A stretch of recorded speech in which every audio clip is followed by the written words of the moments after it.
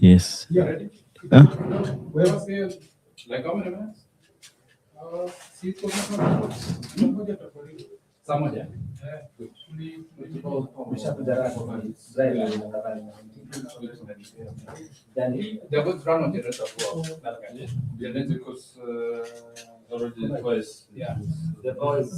Mm. It's normal now. We have removed the Kenya power. We are using generator. Oh, power ndio ilikuwa ina. Could you switch on this?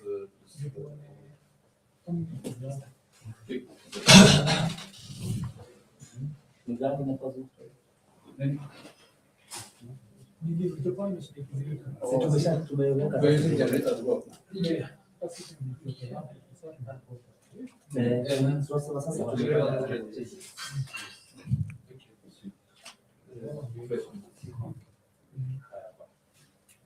Yeah.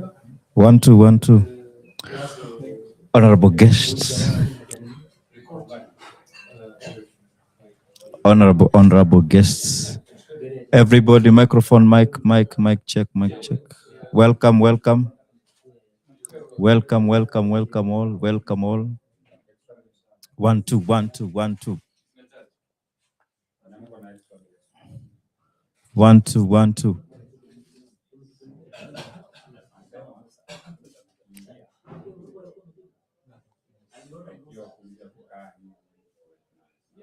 Yes. 1 2 1 2. Ni namna hiyo. As you can see. Namna hiyo. Yes. One time.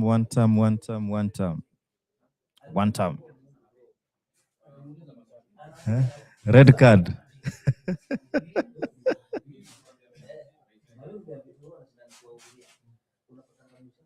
1 2 1 2 1 2 1.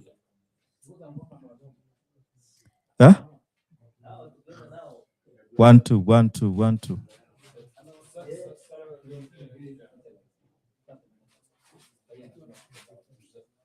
1 2. Testing. 1 2 1 2 testing. Huh? 1 2. King in the north. One time. Distinguished guests. Distinguished guests. Distinguished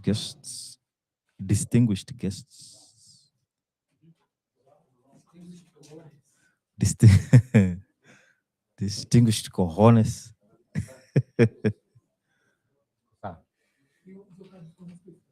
Yeah, make a 5 hours nyingine 6 hours. Huh? 1 2 1 2. We up. 1 2 1 2.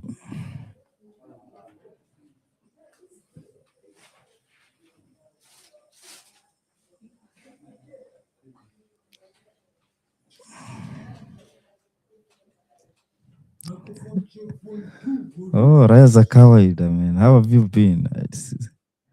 Sikuwa najua niko live. Hi guys. Hi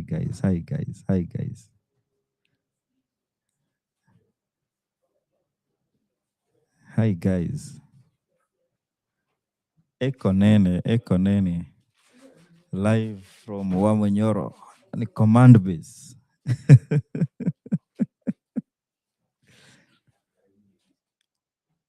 Yes. Izeni jo mofu ni ameshinda kinemenishinda nikisema mic. So in a very short while nitaondokea Gachagua akalie kiti. Nitamwachia kiti. Imekuwa aje, nimewahata. Missed you guys.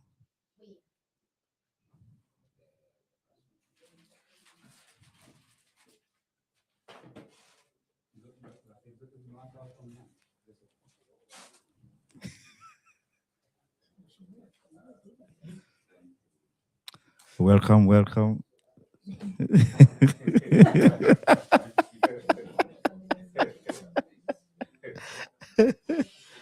Welcome, welcome.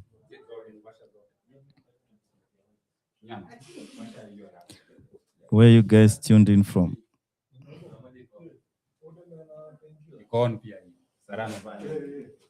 Uh-huh.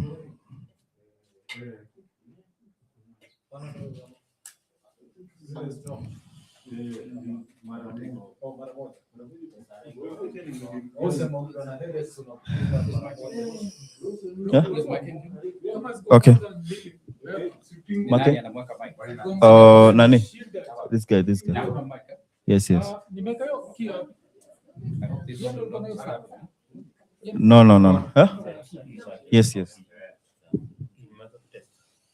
Hmm?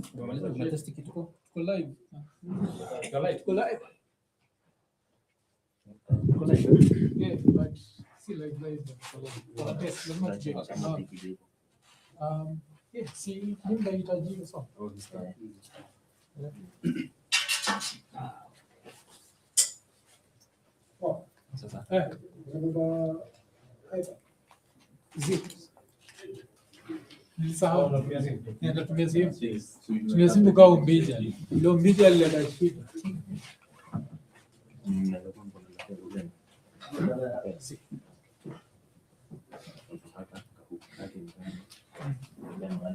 I think exactly ukumbiba la pele. Patia.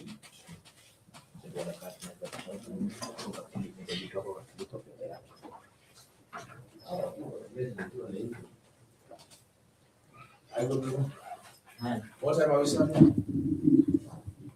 Nearly started. 7. 7 sharp. Yes. How many minutes to go? 5. 5. So.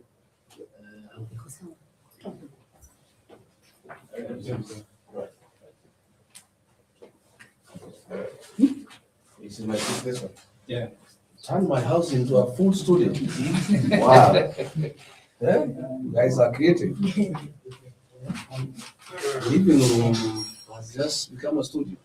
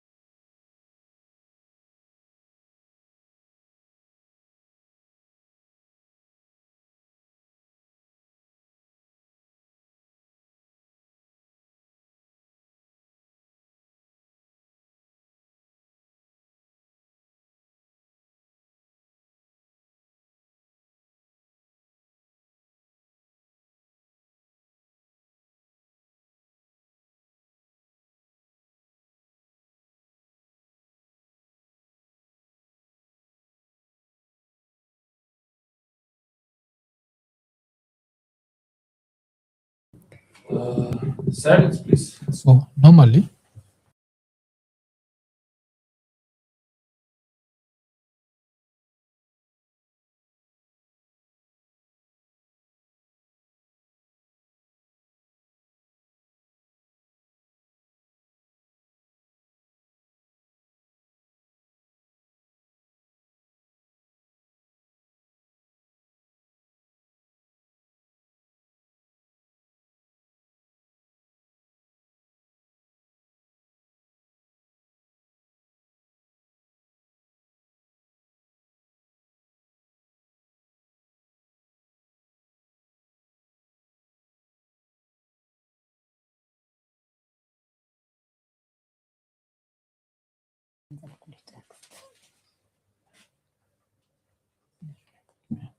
the mteja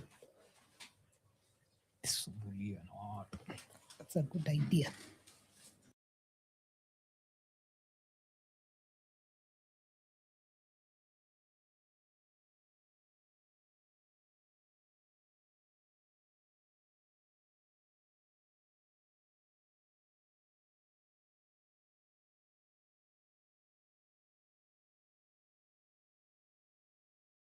At the Alpha House, super excited to be coming to you live today from Wamunyoro, the residence. And of course, on this, we are collaborating. We are not alone. I have none other than the Mraya himself. Mwafrika eko nene. Bas. And with us, obviously, being in Wamunyoro, you know what we have. Africa, introduce our guest. Yeah, so vile unacheki leo tuko na Rigiji, tuko na Rigathi Gachagua. And vile si wanzaga jo, eko nene. Iko nini? Yeah. Iko nini? So I'm hoping we can have a conversation on various things. Absolutely. Yes, and I have to first of all congratulate you. Like you have a very beautiful home. Well, Yeah. this is my safe haven, my Yeah. rural home. I was born and brought up here. Mm. The air is fresh. Mm. You are next to the Mount Kenya forest. Mm. The mountain is just, you have a beautiful view from here. Yeah. Good people around me here. This is where I find my sanity. Anytime I come here, I don't want to go away. Yeah. I dread going back to the capital city. Yes. I want to stay here because it's quiet. It's nice. People are nice. It's friendly, fresh air. Yeah. So welcome to Wamunyoro. And I hope you enjoy your stay here. When you say you grew up here, what do you mean? Like this is your family's farm or just Yes, the area itself? This is my farm bequeathed to me by my late parents. My parents had two farms, one 7 kilometers away from here, and this one here. So in their old age, they were very organized people. They gave two brothers here, myself and the lead Dr. Wachira. We were given 6 acres here, 3 acres each. Yes. And the other farm were given to my other two brothers. So we came here in 1972 when I was 7 years old. Okay. I've been here all my life. This is where I belong. And when my days come, I'll be buried here. Very interesting. Okay, so it's good that you've told us this is where you were brought up and where you grew. Just to understand your journey into politics to becoming the DCP party leader today. Did it start here or what was that journey like? Well, my family, the late Nation Gachagua and the late Mother Kirigo, were politicians in their own right. They were leaders in their own right. They took part in the Mau Mau liberation struggle, fighting for our land and freedom. So I am the child of my father and my father. We are basically freedom fighters. We are leaders, and we have grown in a political family. And my late brother, the late Ruto Gachagua, was a member of parliament for this constituency called Matera. He later became the governor of Nyeri before he passed on. I started here as MP for Matera. I later became the deputy president of the Republic of Kenya. Today, I'm the DCP leader and the next president of the Republic of Kenya next year.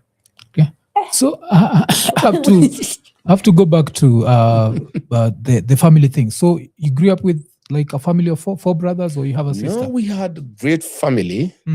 My father was polygamous. His first wife, the late Nyagodhi, had 4 kids. My mother had 9 kids. Okay. I'm the 8th born in a family of 9. Okay. So we were 13. We have lost many of us, quite a number. From my family, my mother's family, We've lost the late Dr. Wachira and Ririani, and we are remaining myself from the Okay. sons Yes. and 5 daughters. Okay. The other family, 2 are dead, 2 are surviving. So we are there, and we thank God for long life, and we love one another. We are a great family. Okay. We are very united and very cohesive. So when you talk of them being politicians and them being involved in the struggle, like, could you maybe elaborate on that? Because this is to connect with your start as a DO, started out as a DO. So what's the connection? Well, when I came from the University of Nairobi in 1988, I was a student of political science. I sought for a job. Those days it was good. It's not like now. Once you got admission to the university, your life was sorted. Yes. Indeed, I remember once our mother educated you up to Form 6 and you passed, you'll never see her again. The next time you saw her, she was asking for money because it was automatic. Yeah. In fact, employers would come to the university to recruit people into employment. Yeah. So when I left the university in 1988, because I had studied political science and I had a political mind, I sought for a job as a district officer. That is public administration. And I went to the Public Service Commission and I got the job. And I went to the Kenya Institute of Administration, KIA, which today is called the Kenya School of Government. That's where I did my induction. And I started my job as a young officer at the Ministry of Home Affairs as an assistant secretary to the late Davidson Koguru, who was the Minister for Home Affairs. Later on, I was posted as a district officer to Kirinyaga, Kishogo. I stayed there for several years. Later on, I was recalled to the office of the president. I became a personal assistant to the head of public service, secretary to the cabinet, Prophet Biggs, vice chancellor when I was a student at the university. I worked with him until 1993. I went back to the field. I served in Kiambu. I served in Laikipia. I served in Garissa. I served in Turkana. I served in all manner of places. And years later, I became a personal assistant to President Uhuru Kenyatta when he was the Minister for Local Government and Kanu presidential candidate. And I worked under President Uhuru Kenyatta. And when we lost the elections in 2003, I continued serving him until the year 2006. That is when I requested him that I would like to go to business. I went to business from the year 2006. But I continued helping him through until he became president in 2013. I never went back to government. I stayed as a businessman until 2017, when my late brother Gachagua passed on in February 24th, 2017, the people of this area, because they loved his leadership. And I was part of his campaign and his leadership. Improved upon me to contest the Mathira parliamentary seat, which I did at a Jubilee ticket and won. Handsomely, I got 54,000 votes against 28,000. And I went to parliament for 5 years. There in parliament, I started working with William Ruto. We developed a good rapport. I helped him the campaign until we won. And he picked me as his running mate. And the people here, accepted. They gave us the vote and I became deputy president. I served for 2 years. We fell out. And he got MPs and senators and coerced them and intimidated them, bribed them to throw me out of office. They did. I left gracefully. I came here and dusted myself and woke up and started reorganizing my politics and my leadership. I founded the DCP party, which I'm leading today. And is a vehicle through which I want to seek the presidency. Okay. Before you've mentioned your fallout with President Ruto. Of course, many people have never known exactly what happened. Would you want to tell us what caused the fallout? Yeah. The two of us are totally different. I'm a very truthful man. I'm a very honest man. And I thought he was like me. And I must say, he's a very good actor. He deceived me and deceived all of us. And we thought he's a great Christian. He would be in church every Sunday. He would quote the Bible. He would talk to us with a lot of conviction. And I swallowed a bit, and I believed he was the best man for the job. But once we got to the office, he came out as in true colors, as a dictator, as a businessman, as a ruthless politician, as a man who cannot keep his word, too many promises, too many lies. And we started having differences quite big, because I am not that way. And the people I had persuaded to vote for him started asking me very serious questions, and I couldn't have answers. So I started disagreeing with him on many things within government. With a lot of respect, I would go to him and say, boss, this is not right. Evictions and demolitions. When we were campaigning, we told our people there will be no evictions and demolitions. And if they have to happen, they have to be human. And we have to know where somebody will move before you remove him from where he or she stays. We agreed there will be no night demolitions. And these things started happening, and I had a big problem. Along the way, we abandoned what we had promised the people. We had come in with a promise of the bottom-up economic transformation, lifting people from bottom to up. But as soon as we got into office, we started overtaxing people. We started using taxes on luxury, on things that are not necessary. And the people started to cry. And because I'm somebody who listens to people, they would come to me, I would go to him, and he would dismiss me with contempt. And we couldn't have a good working rapport. But our real issues came during the finance bill of 2024. Before we reach there, could I ask you one thing? I covered the elections just before 2022. Yes. And I remember one of the videos that I did, because I always do reaction videos, was a reaction video of no Rigathi, no Ruto. And from that, what I got from that video was, you are not his first choice for DP, Deputy President. The first choice was Kindiki. And apart from that, I remember, I think it was last week, Moses Kuria was on KTN and he said the same thing, that you are not Ruto's first choice. Ruto was twisted into it.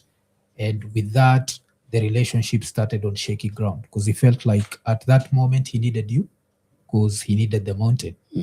But you see, you're not his first choice. No, it's true. So, yeah. So, looking back, I think so. One thing is that he had promised the running mate position to so many people. He's a very deceptive character, just like he has done today. Today, he has promised Kindiki, he has promised Joho, he has promised Wanga, he has promised GK Karaoke, he has promised more than 10 characters. Even that time, he had promised so many people. And he had promised me.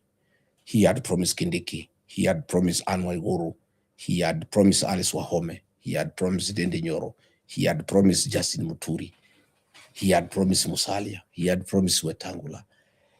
And he was just playing around with us. I don't think I was his first choice, but I think being a very pragmatic politician and practical, he looked at the whole configuration, and he was very clear in his mind that if he picked Diki, he would have lost the election. So it was convenient to pick Rigathi Gachagua and dump him later. In fact, I think the decision to remove me was made even before I was picked. I am totally convinced today that I was just a lander. And you didn't see it coming? I didn't see it coming. I'm a very honest person, and I'm a person who believes and trusts other people. Because myself, I'm very trusting, and I'm a very dependable character. So I really felt we were together. But looking back, I can see that he didn't want me. He wanted a Rigathi running mate and a Kindiki deputy president. A Rigathi deputy president is good for him because Rigathi has a mind, and he's a very priest-pod character. And I'm also a strong man like him. And I don't think he wanted that. So during that time, we had that issue. I went and said, he told me to get prepared, and got his communication person, Hussein Mohammed, to help me to draft acceptance speech. And he asked me to come with my wife. That's what I'm asking. Don't you feel like he felt twisted? No, Because I remember that time when we were covering it, everything was pointing at Kindiki. And then even by the time you're being announced it's like 2 a.m. No, he knew what he needed. It was like at 2 a.m. So He no Rigathi, no Ruto protests no, far from must it. have pushed him. Far from protests. it. Far from it. He Why knew not? what he wanted. He wanted the Rigathi. He was just managing the others because he had promised everybody. So the protests came from who? Him? No, our people were protesting, but he had promised everybody. He was just managing the others. He had already called me and told me it's you, and asked his people to help me have an acceptance speech. Told me, come with your wife and your children, and I came in a suit. All the others did not come with suits because he had not told them. And then he pretended to consult everybody and kept it long so that all the people he had conned can feel that he has tried, but he has been twisted. But he knew, he was clear in his mind. He has done his arithmetic. He knew my persuasive power. He knew my mobilization skills. He knew I had the ear of the people, and he knew for him to get the mountain vote he needed regarding Gachagua. So he created an impasse, an artificial one, just to manage the other people. But he kept on telling me, don't worry, I'm managing it. Yeah, but we watch it too. Please give me time. He kept on doing that. My supporters were getting very wary, yeah, because they could see there is deception. But he was just managing the others. He had already made up his mind that the running mate will be Rigathi Gachagua for him to be president. Equally, looking back, he had decided he would either drop Rigathi Gachagua before 2027, just before, or in between. And I think what happened, his game was to drop Rigathi Gachagua during the second term. But halfway, he realized Rigathi Gachagua had become very influential. And he realized that if he lets him stay, yeah, by 2027, it's not possible to drop him. But it is the exact opposite. My being removed have made me 20 times popular than I was. Today, I enjoy the kind of popularity any politician would love in his life, you know? And when he was removing from office, he was told by Chongo and others, you remove this guy, crown ikitolewa ni mabati. This guy is only popular because he has a position. The people of the mountain are not interested in people. They are interested in positions. Once you get rid of him, that's it. 2-3 weeks, you'll never hear about him. But he didn't know the mountain because he's not one of us. And I told him, the people of the mountain hate betrayal. Betrayal has no remedy in the mountain. It's punished unapologetically. And even him, and he knows, he was a beneficiary of the community's distaste for betrayal. When the people of the mountain felt like Uhuru Kenyatta had betrayed him, they decided to punish Uhuru Kenyatta for betraying William Ruto and elect William Ruto as president.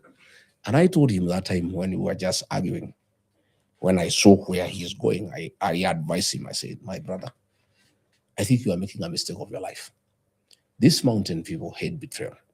You are a beneficiary of the community's distaste for betrayal, and you are not one of them. They have punished one of their own to affirm you, and you are not one of their own. If you betray their own and you are not one of their own, they will punish you 100 times. What I told him has come to pass. Today, I was seeing meetings in Thika. His allies will not speak. None. Not Ichungwa, not Alice Nganga, not Muratha. None could be allowed to say anything. And what he doesn't know, those people have nothing against Ichungwa. They have nothing against Alice Nganga, nothing against Muratha. They were sending a message to him. But because he's president and our people respect authority, they don't shout him down. They shout his allies down, but they are sending a message to him. We are through with you. You betrayed the mountain.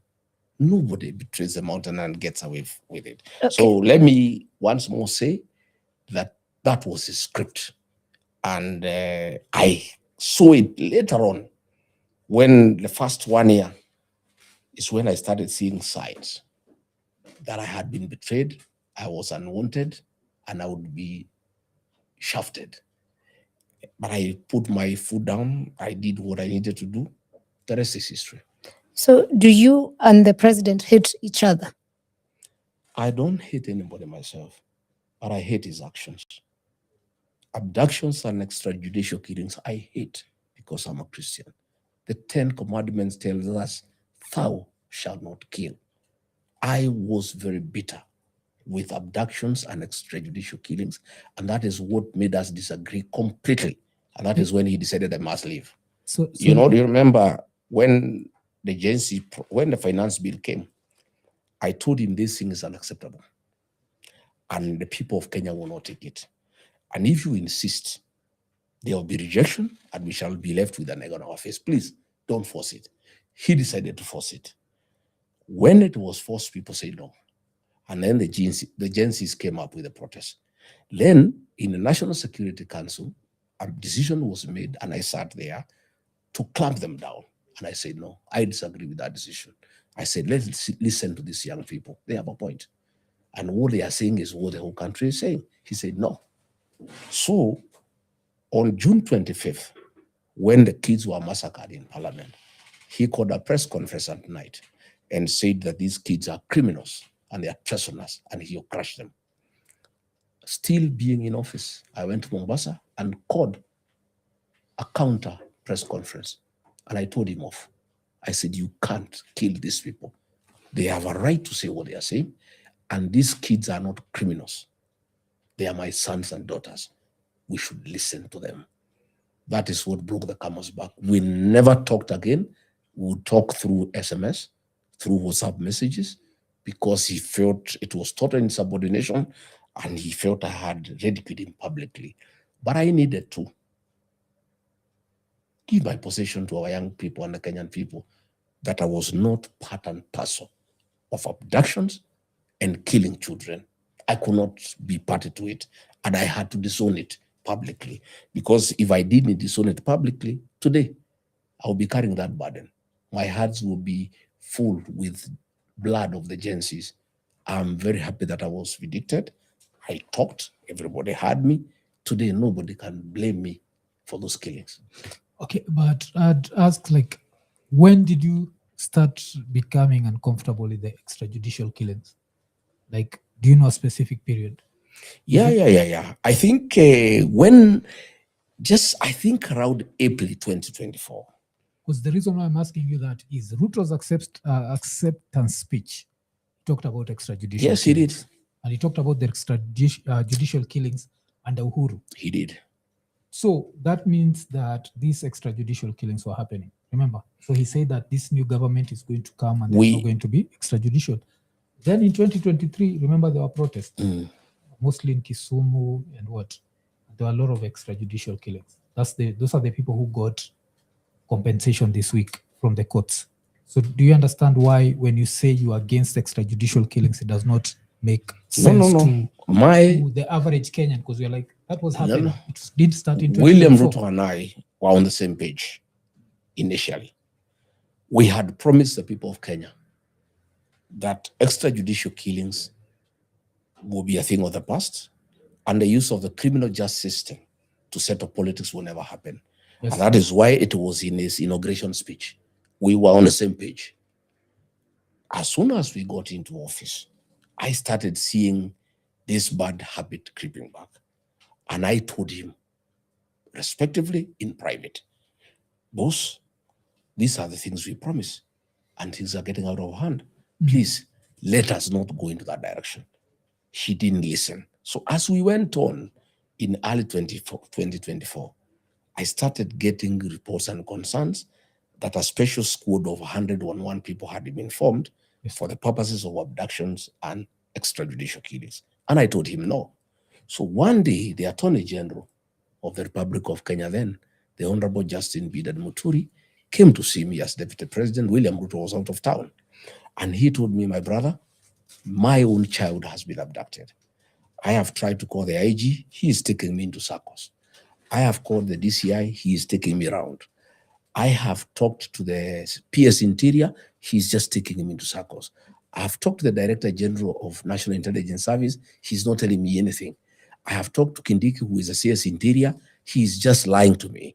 I am very unhappy. And I've come to complain to you as Deputy President. This is 2024, yes? 2024. Yes, because the reason I'm asking is 2023. In 2023, I don't know if you remember, but there was this even headline that Gachagua is planning mayhem against protesters. That's Raila who said that. So this was around the 26th of March, 2023. There's a statement I remember you made where That was an do you accusation. expect? No, you asked like, do you expect the police to kiss the protesters? No. Yeah?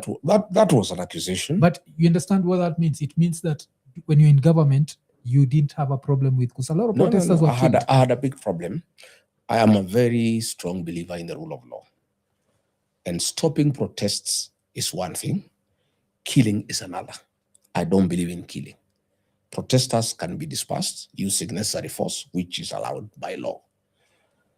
As deputy president, you are not in charge of security. The security architecture of this country. The president is the chairman of the National Security Council. Deputy president sits there as a member. All the security agencies, the IG, the DCI, the Director of National Intelligence Service, the Director of Military Intelligence, the service commanders in the Army, Air Force, and Navy are appointees of the president. And it is him who gives directions.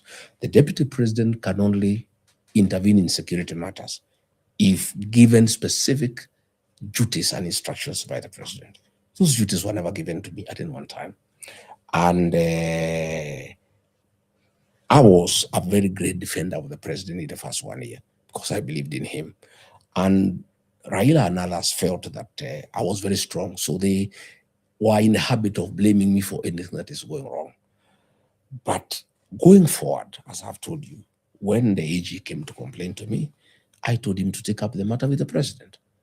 And I monitored for him. And as soon as the president was back in the city, I told the AG, go and see him. She went and faced him, and his son was released. And from there, I went and told him this is wrong. So that by the time we were getting to June 25th, myself and the president were not on the same page in matters abductions and extrajudicial killings. And my public statement on June 26th in Mombasa is on record that I'm not opposing extrajudicial killings because I'm out of government.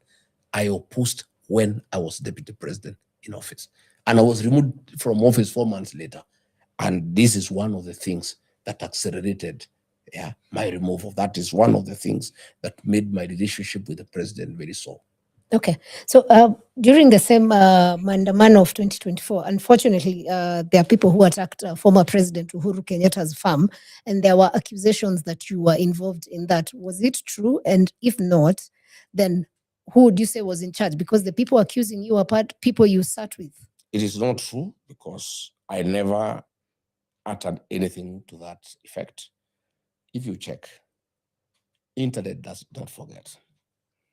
The majority leader in the National Assembly, the Honorable Kimani Ichung'wah, told Uhuru Kenyatta, is on video, that kama wewe hapana simamisha kutoa pesa ya kupanga maandamano, tutavamia hiyo mashamba yako na tuyachukue.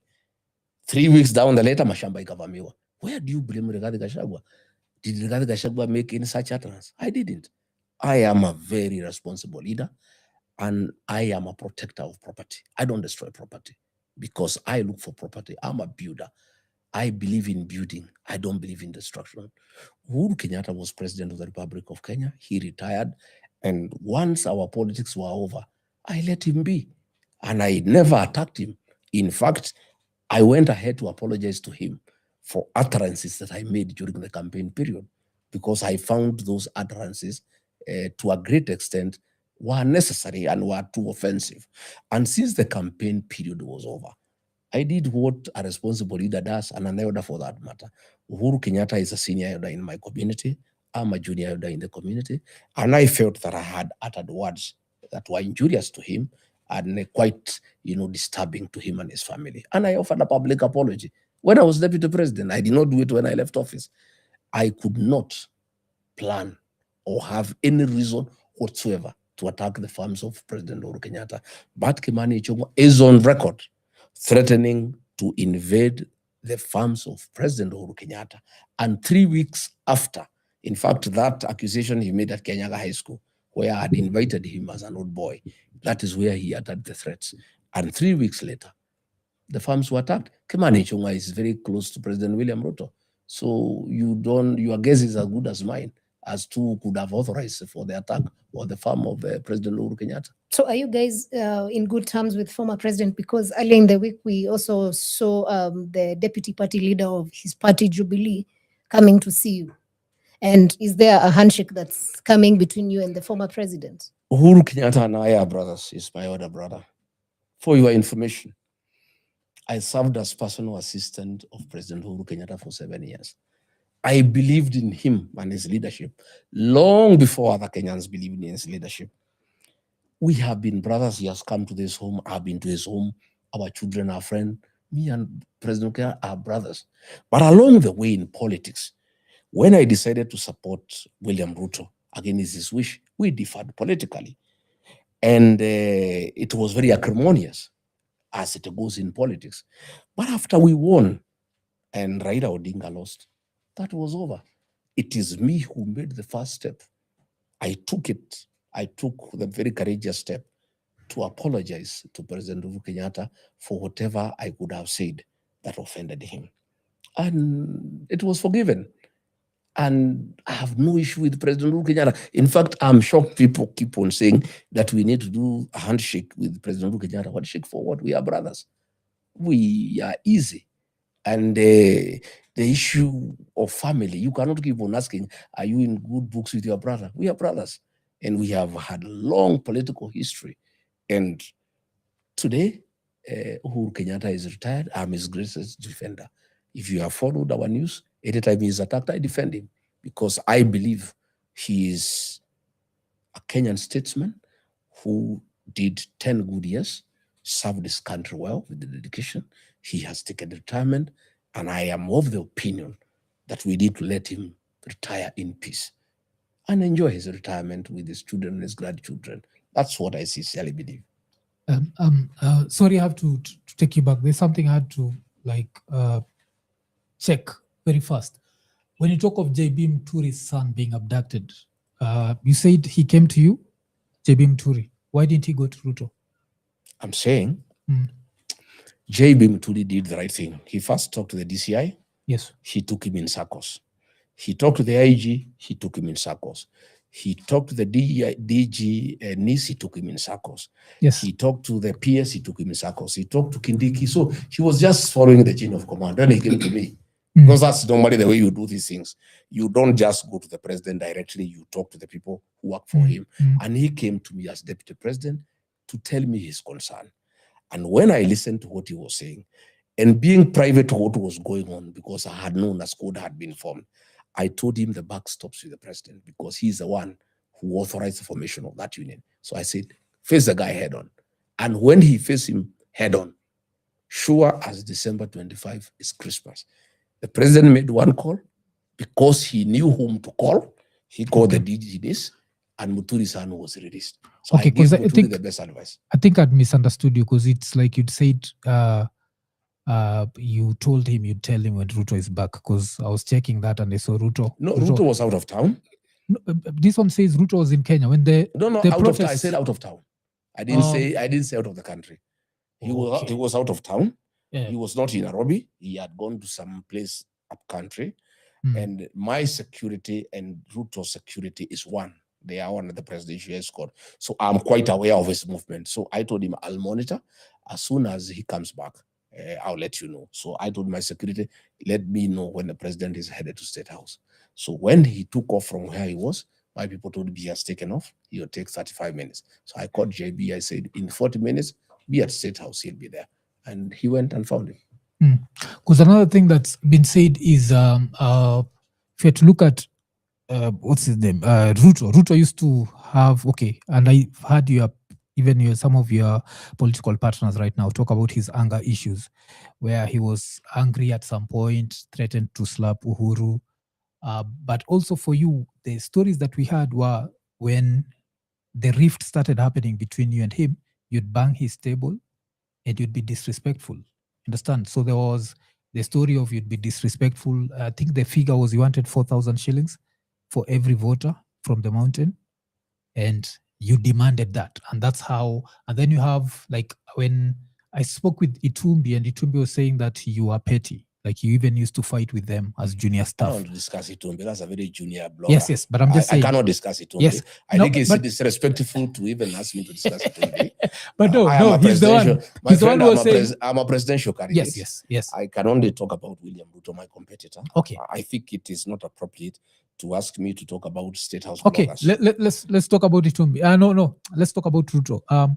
So with that, do you feel like if you went to him and demanded things based on you having given him votes, don't you feel that was disrespectful? And that's the reason why I don't think to start with he needed to get rid of you. And also the fact that you remember you're saying that you felt like he always wanted to get rid of you. So there must have been something he didn't like about you. Well, to start with, is a lie. Yeah. I did not ask him for any money. And if I did, it should have been one of the grounds of my impeachment. It wasn't, because it's not true. It's just a lie. The guy is a liar. He has given so many reasons why he got rid of me, depending on where he is. When he goes to Nyanza, he says I was demanding shares for the mountain to the exclusion of the Luo nation. Okay. When he goes to Western, he says I was opposing development for the Luyas to the benefit of the mountain. When he comes to the mountain, he says I was demanding money from him. That is why he got rid of me. He has so many different reasons that he keeps on giving. And if those reasons were true, I believe they would have been among the charges in the impeachment. They were not. Yeah. Nobody demanded a cent from him, and I had no reason to demand a cent from him. I disagreed with him on matters of principle. And it was extrajudicial killings, abductions, theft of public resources, tribalism, nepotism, running a one-man show government and not giving anybody else a chance to contribute to the management of the affairs of the country. Yet you are elected. You know me, I was not an appointee like Ndiki. I was elected by the people. I was not his employee. And he's not the one who gave me the job. He proposed my name and the people of the Kenya gave me the job. I had a responsibility to the people of Kenya. And I found we are losing it.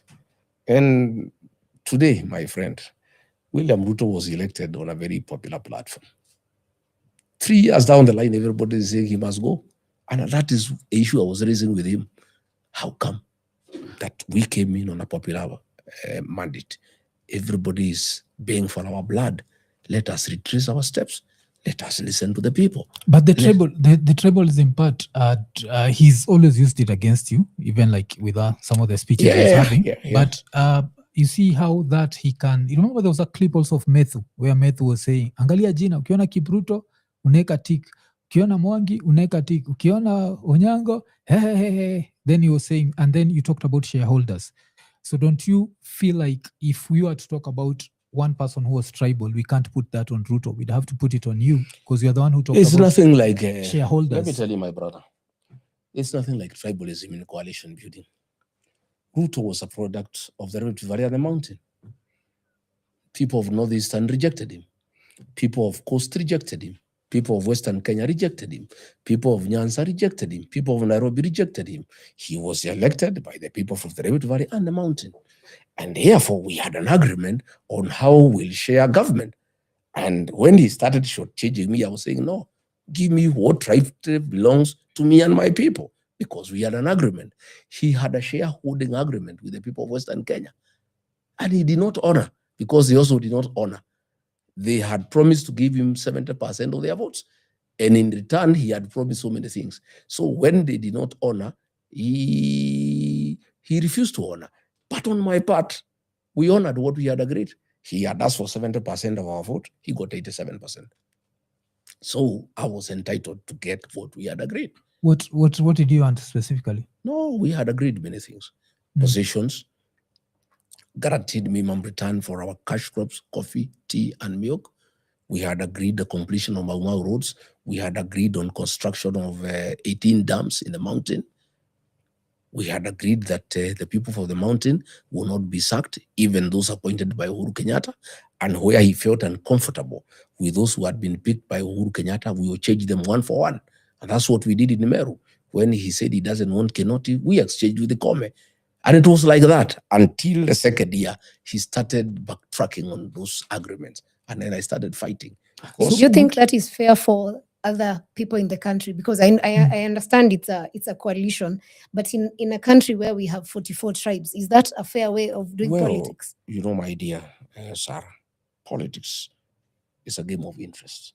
That's true. Today, ODM are demanding 50% of government. And nobody is calling them tribal. Nobody is saying that they want to shares. Those ODM characters are the ones who removed me from office. And the accusation is that I am preaching the gospel of shareholding. Today, they are the most loudest and noisiest that they're asking for 50%. Is it fair? Okay, That's what they're asking. Because they are saying, Mhm. William Ruto, if you want the votes from ODM, this is irreducible minimum. We want 50% shares of your government. We want the deputy president. Take it or leave it. And they are doing it because they are the only ones who want to back Ruto. Everybody else has left. So they are in a very strong position to demand as much as they can. And that is what happened to us in 2022. Nobody else wanted Ruto except the mountain. So we said, fine, since we are the only guys who want you, what are you giving us in return? And we agreed 1, 2, 3, 4, 5, 6. Initially, he gave us, then he started slowly backtracking. And then we had a fight because I was a custodian on the mountain interest. The people of the mountain trusted me to be their custodian. I want us to move this conversation forward. Just understanding the way Kenyan politics works, I would want to know, why do you want to be president? And why should the Kenyan people trust you? Well, I think I want to be president because I've got great ideas on how we can make this country great. I have experience. I served as deputy president for 2 years. And I have first-hand experience on how Ruto lost it. I know what needs to be done. One, you must listen to the people. You must govern people the way they want to be governed, because essentially a president is an employee. And ordinarily, an employee listens to the employer. So the Kenyan people are the employers. So continuously, you must engage them and listen to what they want. Number two, the people of Kenya do not want corruption. I am persuaded that to deal with corruption in this country, it must start from the top. You must have a president who cannot entertain corruption. Once the president says no to corruption, corruption will just end. How are you planning to do that? Just by myself saying no to corruption. It's the only thing you need to do, by the way. Once the president says no to corruption, I don't want corruption in this country. And it starts with me as president. I will not get involved in corrupt activities. That's the end of the corruption. That's the formula of finishing corruption in this country.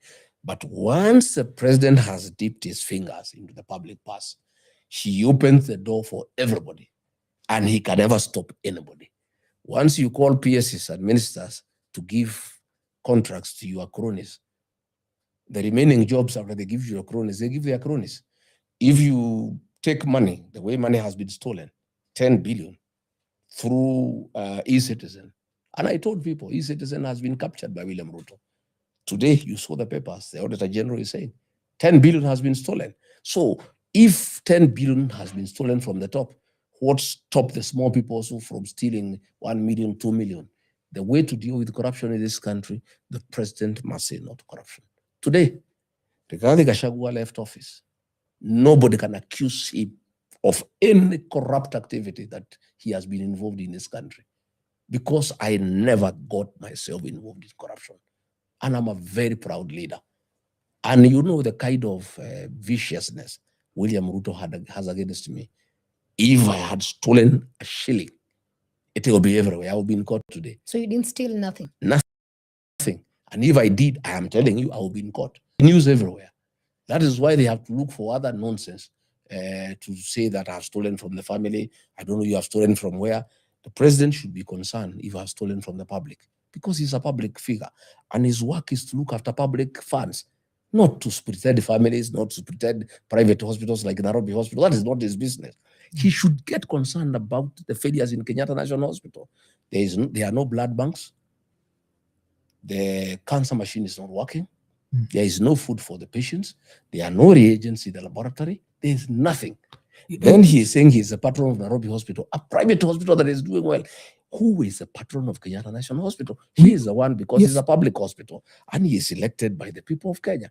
We were planning to talk about that when you're talking about health. But since we were talking about your presidency, you see, every time you utter and you say things like the people of the mountain, it's about interest, it's about what? Do you know that you alienate a very huge chunk of the country, because the country thinks you ended up with the second highest office in the country.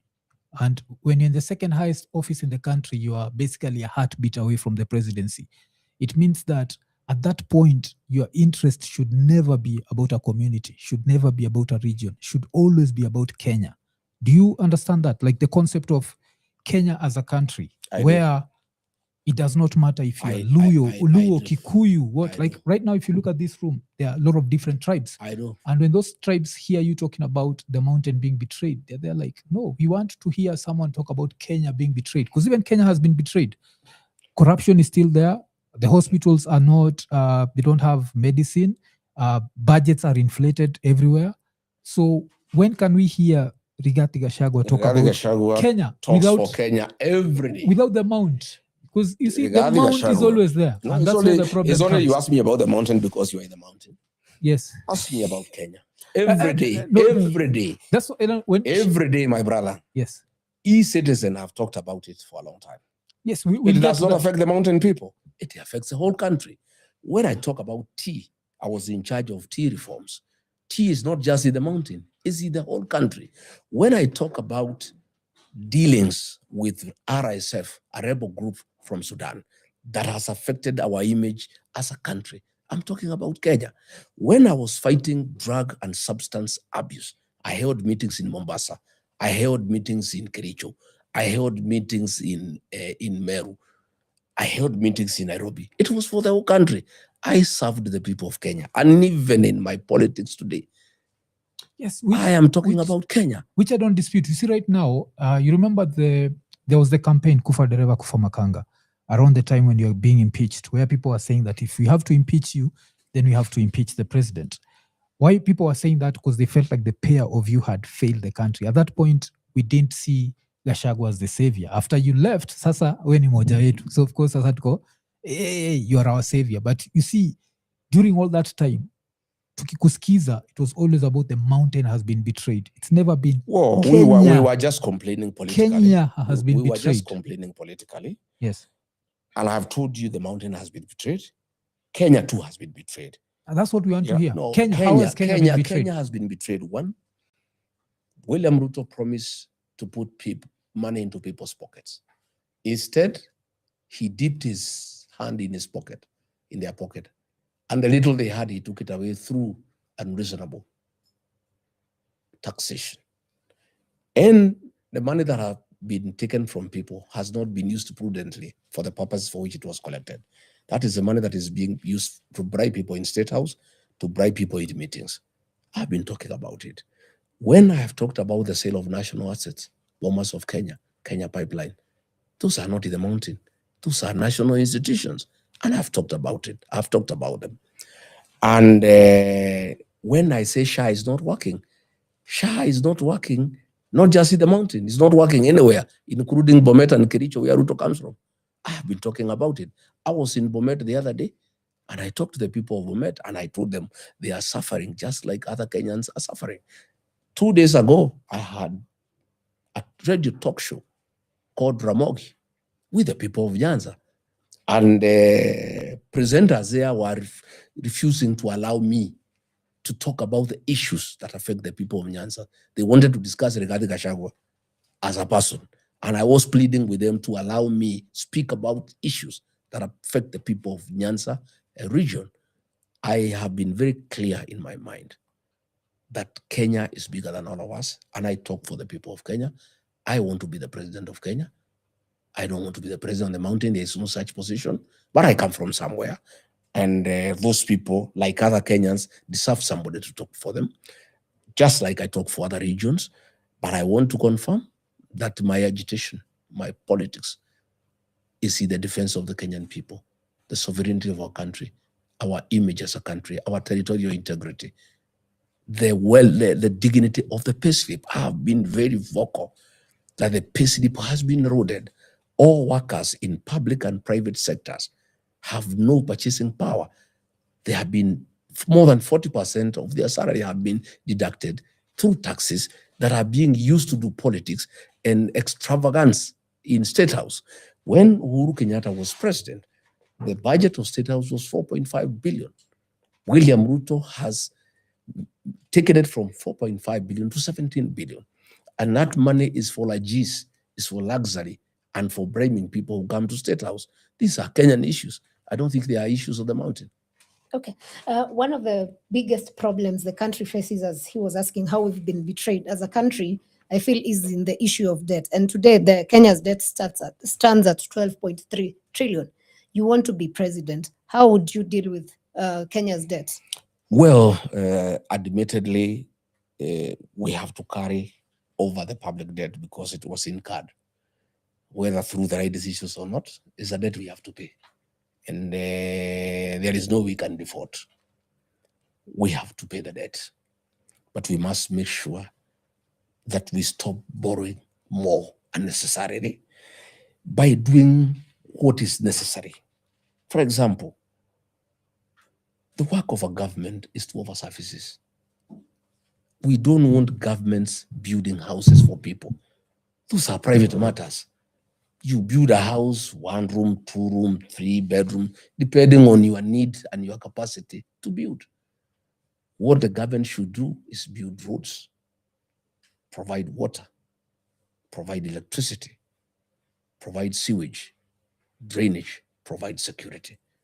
Mwai Kibaki, the greatest president of our time, never did housing as a government program. He never spent government funds to do housing.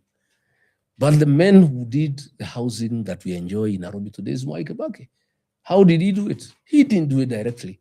He opened up the bypasses and put good roads, electricity, water, and sewage, and the houses came up on their own.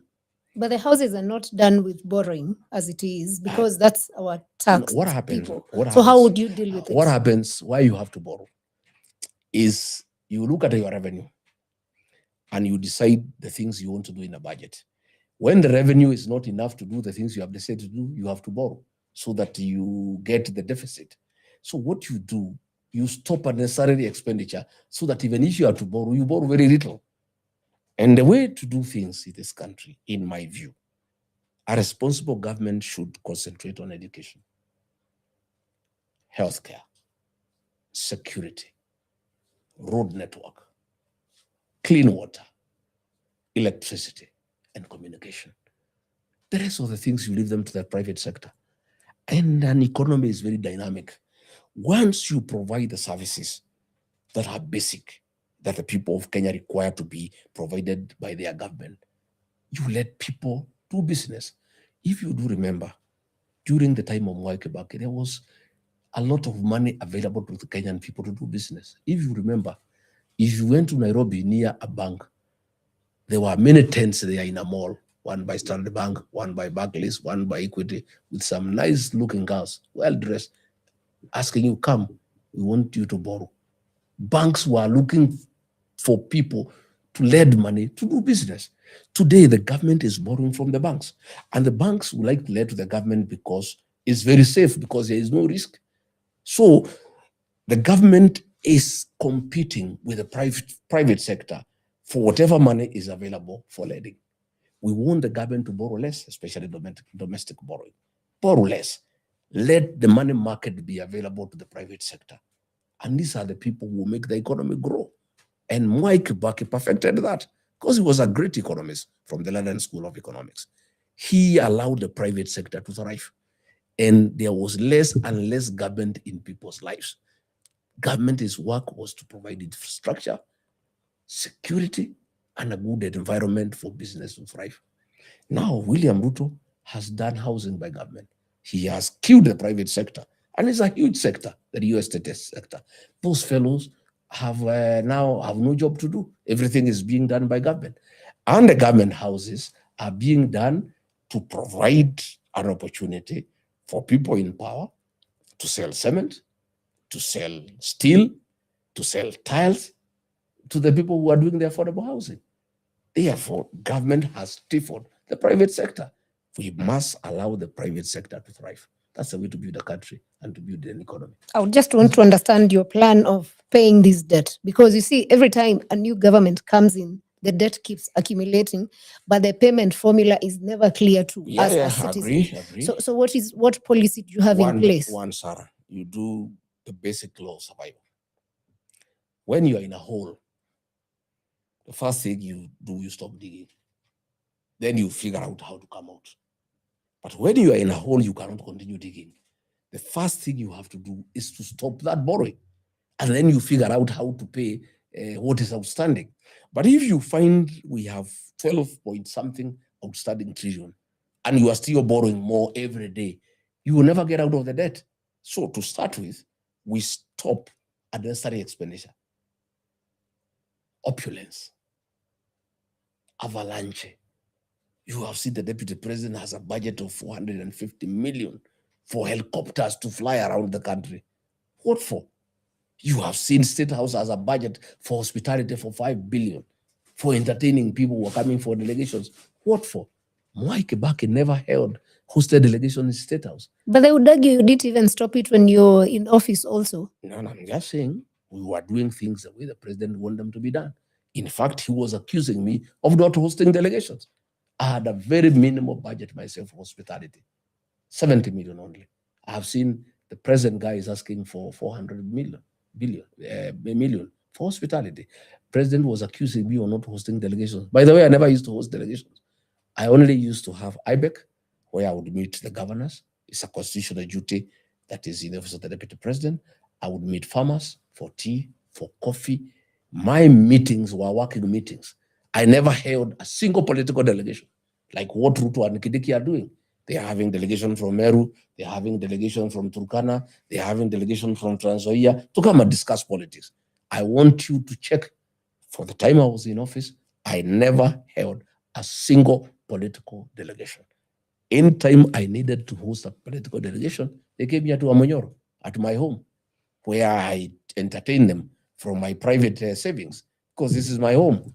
But I never, at the official residence, held a single official delegation for purposes of politics. Okay, so before he comes in line with that, there was an issue about the DP's budget and the office of the wife's budget. And the Standard had a story where when you're in office, there's a time you needed 1.59 bill for office of the wife, second wife, which I think up to date goes on because there was a story the other day about it. Why do we need the office of the second wife as a country? Well, one, we had a request of 1.5 billion. A request is a request, and that's what happens in budget. You ask for this, you are not given for what you have asked, you are given what is available. We are given 590 million. The office of the spouse of the deputy president, I found it there. I did not create it. It was there when Ruto was the deputy president for 10 years. So when we came, we found that office had been set up.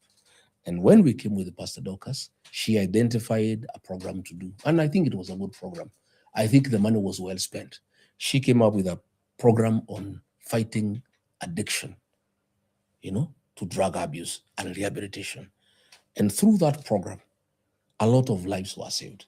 Very many young boys were assisted. She came up with a program for PWD and for widows, wajane na mayatima. And I think it was a good program. Along the way, William Ruto removed that budget. That program died. Today, all the boys Mama Gachagua had rehabilitated, most of them are back into drinking. It was a good program. I don't think essentially there is anything wrong with having activities of a spouse of a social nature that is not anything the government can address on a daily basis. Things to do with humanity, things to do with empathy, and you cannot say that those issues don't need to be addressed. The issue of the boy child, the issue of drug addiction is a serious issue. And if you are around in this country, it's a serious crisis. And many Kenyans miss mama boys because many people were afraid to talk about their children having drug addiction because of the stigma. But when Mama Gachagua started talking about it, even very senior people, approached her to say, Mama, we have a problem here. We have been shy to acknowledge that our children are having a problem. And as we speak today, the boy child is under siege. Our kids have very many mental challenges. The level of depression in this country. There have been very many suicides by our young people because of peer pressure, because of lack of jobs, because of economic challenges. Somehow, somebody must address those challenges. There must be some Kenyans somewhere who can address that challenge. The issue of kids out in the streets who have been taking hard drugs and they need a motherly attention. Somebody must do it. And I'm very proud that when I was in office for 2 years, my spouse, Pastor Dorcas, filled that gap, and Kenyans were very happy. She was the darling of the Kenyan people. And many people have been asking. Even now, we are doing it on a smaller scale. We don't have a government budget. We have some money for ourselves as individuals. We have many friends who support us. Even now, we want to do some fundraising to try to raise about 100 million for Pastor Dorcas to continue doing what she was doing with the boy child. Try to help those young people to see whether they can get back on their feet and they can live a life of their own. Okay. So I'll have to take you back to some of the criticisms that you give Ruto, and you've just talked about it. Affordable housing, yes? You're talking about how this is just a scheme for Ruto to get rich. But if you go back in time, in 2023, you are quoted as telling people to ignore any naysayers when it comes to affordable housing. Yes. So you see, so you used to support it. Right now, you're outside, you're not supporting it. Even in 2024, just before the budget, before your impeachment and before the fallout became public, you are still supporting the finance bill 2024. No, And then I was not. if There you you are are wrong. yes, if you are to skip, we'd still go back to, you just talked about the budget for Uhuru State House. You said the budget was? 4.5. And what was your budget when you are deputy president? I think about 4 billion. You see, 4.57. You understand? So this shows that when you are in a public office, you don't care about the wastage. When you're outside, you see the wastage. You see, that's also is the problem we have with the present government, where before waingia, it's we are going to change this, you're going to change this. Well, As soon as you are the only inside, difference- because 4.57 for the deputy president's For the office. deputy And president, this, but you must know about this that was- 4.5 billion. this was for travel and hospitality was to be used, 1.8 billion was to be used on in something called the luxury budget. And this is something that I normally talk about. Like, we live in a third world country. We have Kenyans who, like right now as we talk, there's a Kenyan who slept hungry. How can the leaders have a luxury budget? You understand how it's such a slap in the face? Let me Like, developed countries don't have luxury let me budgets. correct you. The budget for the office of the deputy president was in office was a wholesome budget. About 2 billion shillings was salaries for workers. And this is an office that has been set up with so many activities. We had coordination of international development partners, a very important program where you harness funds by the donors and unlock where there are challenges. That requires funding. We had funding for tea and coffee reforms, very, very important programs that are beneficial to the Kenyan farmers. We had a small budget for fighting alcoholism and drugs. As far as I'm concerned, my hospitality budget was very little. If I can remember, my budget for traveling was quite little. In fact, for the longest, I tried to use military choppers that had no expense instead of hiring choppers. But I am saying the State House budget, most of it is hospitality, and that is where we have a problem. Most of it is hospitality. Most of it is travel, And I want to correct you. I opposed the finance bill from day one. I never supported the finance bill. And even when I went out and I advised MPs to listen to the ground, and they started fighting me. I say, my friend, this finance bill, before you commit yourself on the voting day in parliament, listen to the ground, listen to the people. And I became very unpopular with the MPs because the president was coercing them to pass the finance bill. Only a fool does not change his mind. I'm not a fool. Life is dynamic. Life is not static. I want to tell you that President Ruto had convinced me and many other Kenyans that the housing program was a good thing, and it would create employment for very many young people, and it will settle people, who have no housing. I was persuaded and I was defending it until it came to my knowledge, because I was part of government, that this was no longer the case. It was meant to collect money from Kenyan taxpayers so that there are enough houses to be built so that we can create business opportunities for selling cement, steel, and tiles. Again, I have told you my leadership is informed by listening to the people. What we thought is a good program, the people are saying no. I went to the president, I said, these people here are building houses, what they don't want. They don't want to be taxed. They want to be left to build their own houses. They want us to build schools. They want us to pay money to teach us to teach them. They want us to build roads. They want us to give them clean water. They want electricity. They are not interested in housing. So it doesn't mean because I was supporting something, even if I realize it is bad, I support it to the head. I must change my mind when there are enough reasons and circumstances to persuade me otherwise. That's the nature of life. You cannot just stick to one position.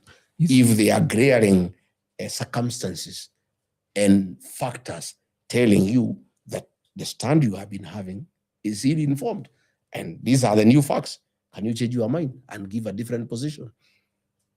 Yes. William Ruto himself, he had told us Raila is a problem of this country. Along the way, he changed his mind and he said he's a good guy. That's how dynamic life is. Yes, I understand that how life is dynamic, but I was just looking at that, like a lot of the things that you say you are against, we've learned about that after you left government. You see, like something like extrajudicial killings. No, I spoke extrajudicial killing. I spoke when I was in government on the 26th of June. I would like you to Google in Mombasa as deputy president. I left office 4 months later. Yes. I spoke when I was in office. Yes, I condemned extrajudicial killing. I condemned the Director General of NIS. I condemned William Ruto when I was in office. I did not speak after I left office. Yes. I'd like you to check that. Yes, but this was, when the same extrajudicial killings happened in 2023, you didn't talk about it. Understand? Well, I told you, I was talking internally. I was deputy president. You don't fight with your boss publicly until you've come to the conclusion that it is not possible to correct him internally. I tried to correct him internally. So through persuasion, through reasoning, yes, until we reached a place now, it became too much. I needed to speak out.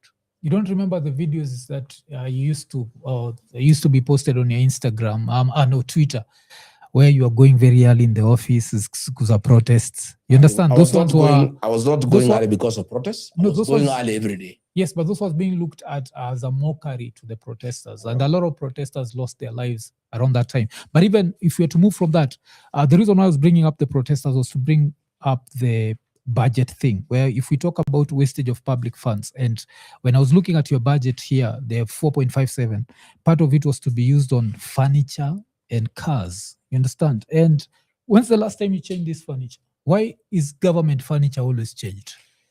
Well, I cannot. When I came to office, the budget for that office had been cut for 5 years when Uhuru Kenyatta disagreed with William Ruto.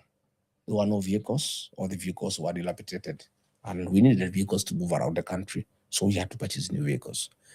That house and that office had not been renovated for 5 years. And if you don't renovate a house, it will crumble. Even these houses, we repair them every 2 years, because that's the nature of buildings. There must be maintenance of government buildings. Those offices had been neglected for 5 years. And when I came, I looked for a budget to have them renovated so that they are usable and they don't get wasted. What was so bad that needed to be renovated? Everything was bad. Sorry to ask, but the house was leaking. The house was leaking. The toilets were broken, and there was no borehole. It was broken. There was no water. The water was being brought by tankers. It was in very bad state. So should we also assume that it's the same case with State House, because we've seen the budget go up, but there have been renovations State House happening? Has not been neglected because Uhuru was there and it was well maintained. Yeah, he denied William Ruto money for 5 years, which was also not right because he was deputy president. The office had been denied budget for 5 years, so really it was in very bad state, and it was necessary to have it restored so that the function that needs billions to renovate. There are no billions. There's no billions. Needed like 100 and something million. But sasa tukiangalia hapa, these are the budgets we are seeing. What is the budget? Seeing like what is the budget for maintenance of office? It's 100 million. Was it 100 million? Yeah, it It's is. imeruka, but it's It is. when we look at No, this. let's be specific. Don't say it's billions. I believe it was 100 million. Because what I know is you lost 1.8 billion for travel and hospitality. So you see when we look at hospitality, we don't care if it's happening at State House or if it's happening in Wamunyoro. We look at the fact that it's coming from the let's talk taxpayer. about the maintenance of building, because you are saying it's billions. No. It's just about 100 billion. 100 million. Because here, no, I was looking at the budget. So your budget was 4.57 billion. Yeah, but it is full of so many components, including salaries and allowances. Let's go down. So this is brought back to 2.69 billion. So inclusive of salaries, how many employees did you have? I can't remember. You understand? And how much are they getting paid? Is each getting paid a million shillings? Because if we take 2.69 billion, if you have 1,000 employees, each would have to get around 2.69 million. I don't think it is fair to ask me how many employees are there or how much they are paid, because I don't have such details. As deputy president, you have people who work under you. You have the chief of staff. You have people in human resource. An office is established by the Public Service Commission. Yes. It is not you who decides what is the establishment. And I did not start that office. That was an office that was functional for the last 10 years. It was not a new office. Yes. I found it going on, and employees there, and were being paid before I came to office, were being paid when I'm in office. And those are salaries that are not coming to me. The only thing you can ask me is my own salary, which is about 1 million shillings. The rest of the salaries go to other people, and they are public servants. And even when I left, they are still there. Yes. Yeah. So I've Googled, and it's 542 employees. And these are the things we'd have to ask, like, why do you need this amount of employees? And if they are taking up a salary that goes into billions, don't you see there's a certain level of incompetence that comes with that? I think you are a bit unreasonable in the sense that you must know every office has a structure and an establishment that is approved by the Public Service Commission. That establishment is informed by the activities in that office. The office of the deputy president has very many activities. And if there are 500 employees, somebody must have sat down and decided that that's the right establishment. That decision is not made by the deputy president. That decision is made by the Public Service Commission. But so you cannot ask the person who was in that office why there are 500 employees, because that is not his decision. No, let me align it. I'm asking you that because when you left office, you left with 108 people. What are 108 people advising you about? So these were like your advisors and officials. No, it's too much. They were not 100. If they were 108. That's how it was reported in the media. They sacked even the gardeners and the watchmen and the cooks and everybody who was there, who came when I was there, which was very unfair. Because gardeners... Then those are not PSC employees, of course. They are PSC employees, but they were on contract, and the contract was tied to my contract. Okay? What happens is that when you come in, there are certain cadres that are tied to your contract. So when mine left, they were exited and others were brought in, which was very unfair. These gardeners, if you needed to punish regarding Gachagua, there was no need to punish the people who sweep around the compound. There is no need to punish the people who make tea, the people who are in communication, photographers, videographers. Those are the people who are sacked with me. Because here it's written, it's advisors and senior officers. No. Advisors were very few. How many? I wouldn't know how many there were, but very few. Extremely few. Yeah, the back of the people was communication and subordinate staff. People who are looking after the compound. It's a huge compound, almost 25 acres. People who are there. People who are cleaning cars, drivers, cooks, people who are in hospitality. Why would those people have been employed by you directly? Because those ones should come with the office. By the office. But how can they be fired? No, that is a law. That is a law. At a certain position, when you come in, there are certain cadre that you are allowed to recruit in your tenure. Okay. And you see what happened. You see the previous held when the ones who are there their contract was tied to the tenure of William Ruto. So when he left, they left. Those jobs needed to be done. So even the gardeners left? Or they Ruto? Did.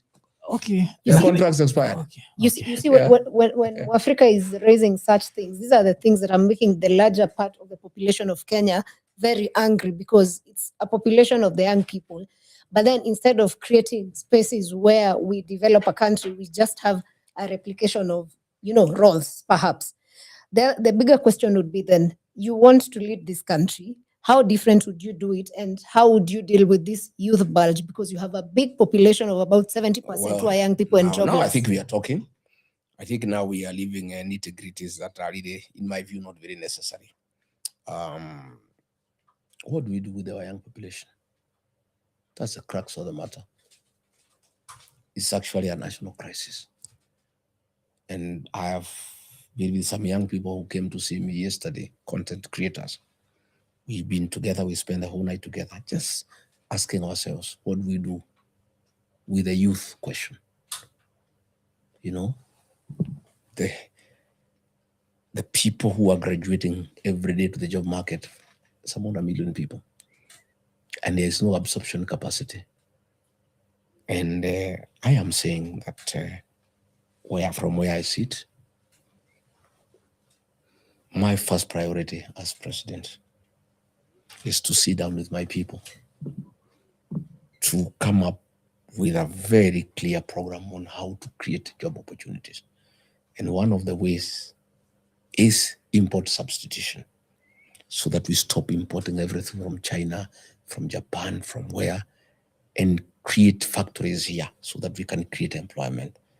And once you create employment here, you also automatically enlarge the tax bracket, because those people who are employed, they start paying pay as you earn, and that will help, the Kenya Revenue Authority to get revenue for development. So we must look at ways of how to stop importing things and try to impress upon foreigners, instead of us importing steel from China, to come and create a factory here to produce steel, so that the people who own that factory can employ our young people to work there. Agro-processing, value addition. There are very many great opportunities in this country where we can create employment for our young population. Again, we must look at issues of financial inclusion. Not everybody must get a white-collar job. Our young people are very innovative and they are very creative. I've just been talking to them.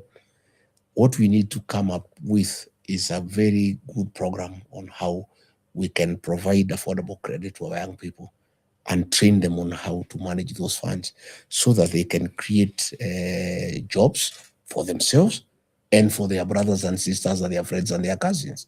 So as far as I'm concerned, the greatest challenge to any leader and to the 6th President of the Republic of Kenya is how to create more job opportunities.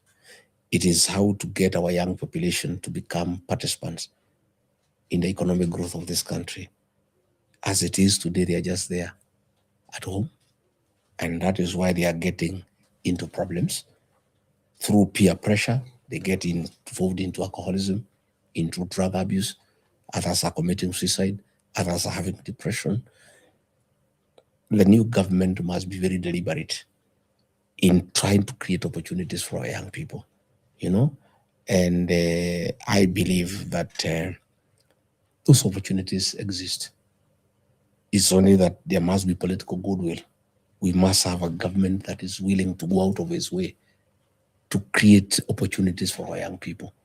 And this will be done through manufacturing, agro-processing, where we can start small cottage industries, even in the rural areas, where we can have a coffee popping machine, where we can have people packing tea, where we can have people packing avocado, where we just create opportunities through agro-processing and value addition for our crops, because Kenya is basically an agricultural country and there are very many opportunities. Again, is where the Juakali sector, we make sure that we are not having foreigners competing with our people. It cannot be. Today, when you go to Gekomba and Kamukunji, the Chinese have taken over our economy. They are bringing things and they are also hawking the same. Instead of bringing whatever they are bringing and sell to our people to hawk and create a business opportunity, they are actually doing the hawking themselves. But I'm of the opinion, to the extent possible, we have import substitution. Anything that we can manufacture in this country, Instead of importing from China, we go there and have a conversation with the Chinese investors, give them tax holidays, give them economic incentives to come and start those factories here in Nairobi. Transfer the factory from Beijing to Nairobi or Mombasa. Same factory, instead of doing it there and giving work to the Chinese people, bring the factory here in Nairobi and they can employ the people of Kenya.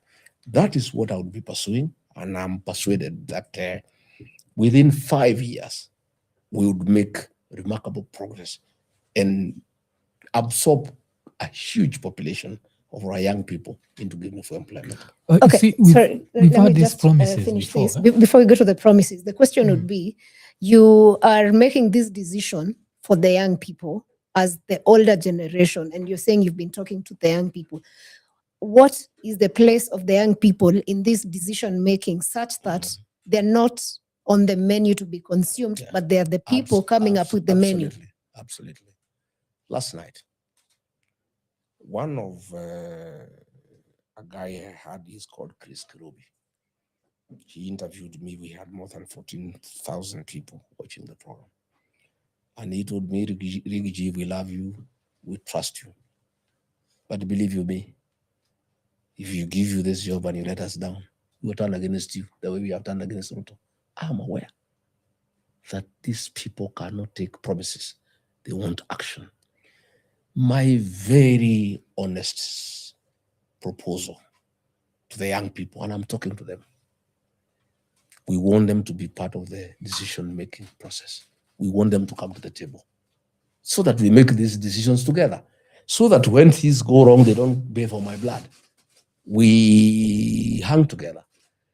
I am saying that the administration that I want to lead, the young people will be part of the decision-making process.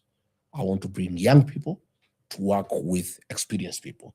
I want to have a blend of experience and proven track record, working with youthful, energetic, innovative young people. A combination of the two is what this country needs.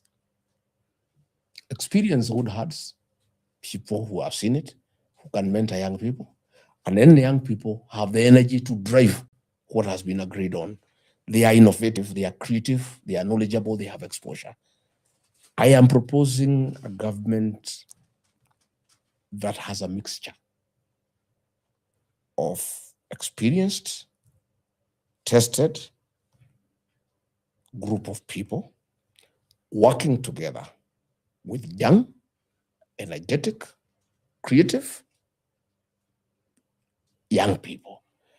I don't think with a combination of the two we can get it wrong. I am persuaded we cannot get it wrong. If you come to my party, DCP, I've already started our model. Out of the national executive of 32 people, 17 are below the age of 35. DCP has become the party of the moment, courtesy of those young people. They challenge us with great ideas every day.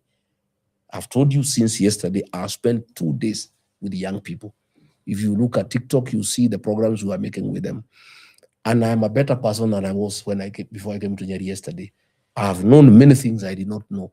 Courtesy of engaging, listening, and taking seriously what the young people are saying. My administration will be made up of both. And the young people will be part of the decision-making process. They will be on the table, they will not be the menu. And they will drive the changes that we so desire. And I have told them very clearly that they must start by driving the change that we desire. And they have the capacity and the numbers. They are the majority in this country. They are incorruptible. They cannot be bribed by anybody. They are tribeless. And they have a determination and a zeal that has not been witnessed in this country since independence. I've told them their first job is to register as voters and come out and vote. I've told them in the process of voting for Gachagua, they must also vote for themselves. They must run for the positions that are available. They must occupy the county assemblies. They are graduates. They can go there and make good laws for their counties. They must run for National Assembly positions. They must run for the Senate. You know, if they are not able to run for the governor, no problem. But at least the county assembly, the National Assembly and the Senate. we should have very youthful faces in the next dispensation. Again, in my administration, in the executive, I'll bring them in as principal secretaries, as ambassadors, as CEOs of state parastatals. And I can tell you, only a fool can ignore the young population. I must tell you,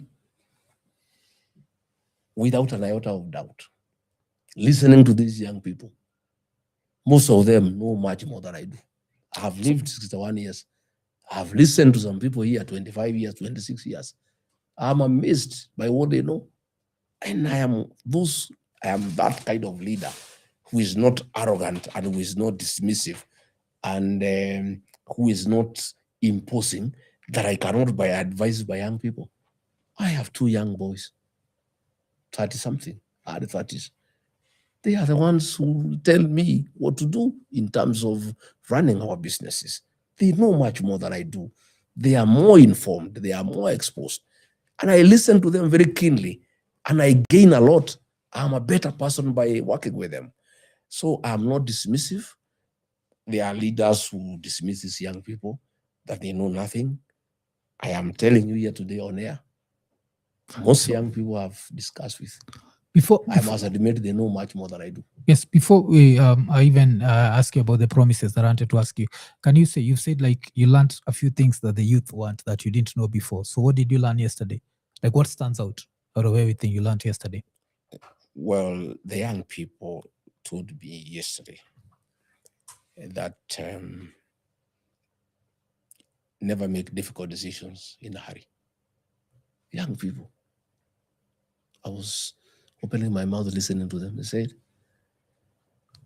if you decide you want to write a letter and dismiss a worker who has wronged you, okay. Write the letter, but don't sign it. Okay. Sleep over it. If in the morning you still feel you should sack the worker, sign it. But they told me 9 out of 10 cases you not sign it, you have changed your mind. Okay, Those are young people telling me. Okay, I thought it was like something political. No. So now, let's go back to the promises. I remember seeing Uhuru and standing next to stadiums. I remember Ruto telling us when he comes in, he's going to do 1, 2, 3 things. That's why you talked about, I concentrate on the nitty-gritties. That's the reason, because I've had this conversation before. Like when I listen to you right now, I can take your speech and put Ruto in 2022 and I'll get the same thing, where we are going to create jobs, we are going to bring manufacturing, but it never happens. Understand? So there's a lot of youth even right now listening to you and they're like, we've had this before. So do you understand there's that disconnect between the political class and the average Kenyan, where the promises just don't make sense? So do I, because Ruto promised and never delivered, I cannot make Uhuru also promised and never delivered. No, I'm saying, the 5 stadiums? I'm asking, the question is, yes, does it mean because Uhuru and Ruto promised and they didn't, yes, I shouldn't? I'm not Ruto, I'm not Uhuru, I'm Gachagua. We need to, that's why we are concentrating on the nitty-gritties, because the nitty-gritties I'm saying I cannot be condemned because of the failures of Uhuru Kenyatta or William Ruto, because I'm not Uhuru Kenyatta, I'm not William Ruto, I'm Rigathi Gachagua. I'll be judged on my own record. Okay, what if, because for you to run for president, your case is dependent on the judiciary at the moment, right? What if the courts decide you can't run? Well, let's cross the bridge when we get there. I don't believe in counting the chicks before they're hatched. Let's cross the bridge when we get there. That is a presupposition. I don't want to guess. I'm a presidential candidate. I'm clear in my mind that I'm an innocent man. I have every confidence the courts will find me innocent of those charges, and I'll have my day in court. But I don't think I want to say what will happen if this happens or that doesn't happen. Let's cross the bridge when we get there. So in line with that, of course, critics argue that the so-called united opposition may not get to 2027 together united. That's William Ruto who says so. He's one of them. There are many other critics. Well, we also say he'll go nowhere, and he says he'll get somewhere. This is politics. People can say anything. That is what they were saying in 2002. They were saying the opposition then is useless and they cannot agree on one candidate and they will crumble, they will fight. Then they agreed on Mwai Kibaki. The rest is history. We are hopeful. We are determined. We'll stay united to the end and we'll give one presidential candidate. Our opponents have every right to doubt. They have every right to belittle us. They have every right to say we are stupid. They have every right to say we have no Sarah. They have every right to say we are thieves. That is the nature of politics. But that does not distract us from our focus.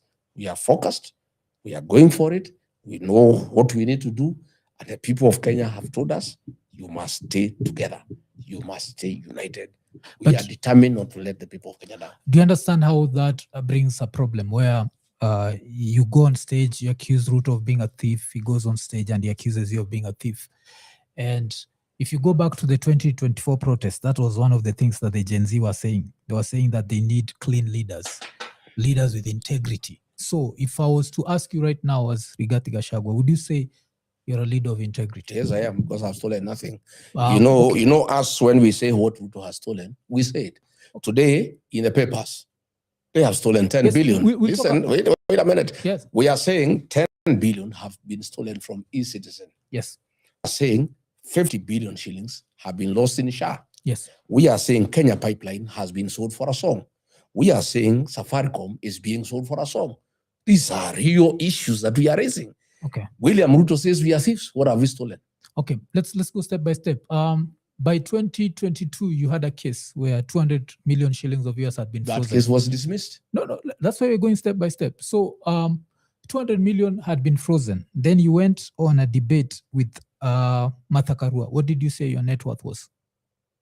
I don't think I want to get into that because. But you understand? No, I'm just saying. I don't think it is right. I don't think it is right. If I don't ask, I don't think it is right to talk about a case that was dismissed in court. No.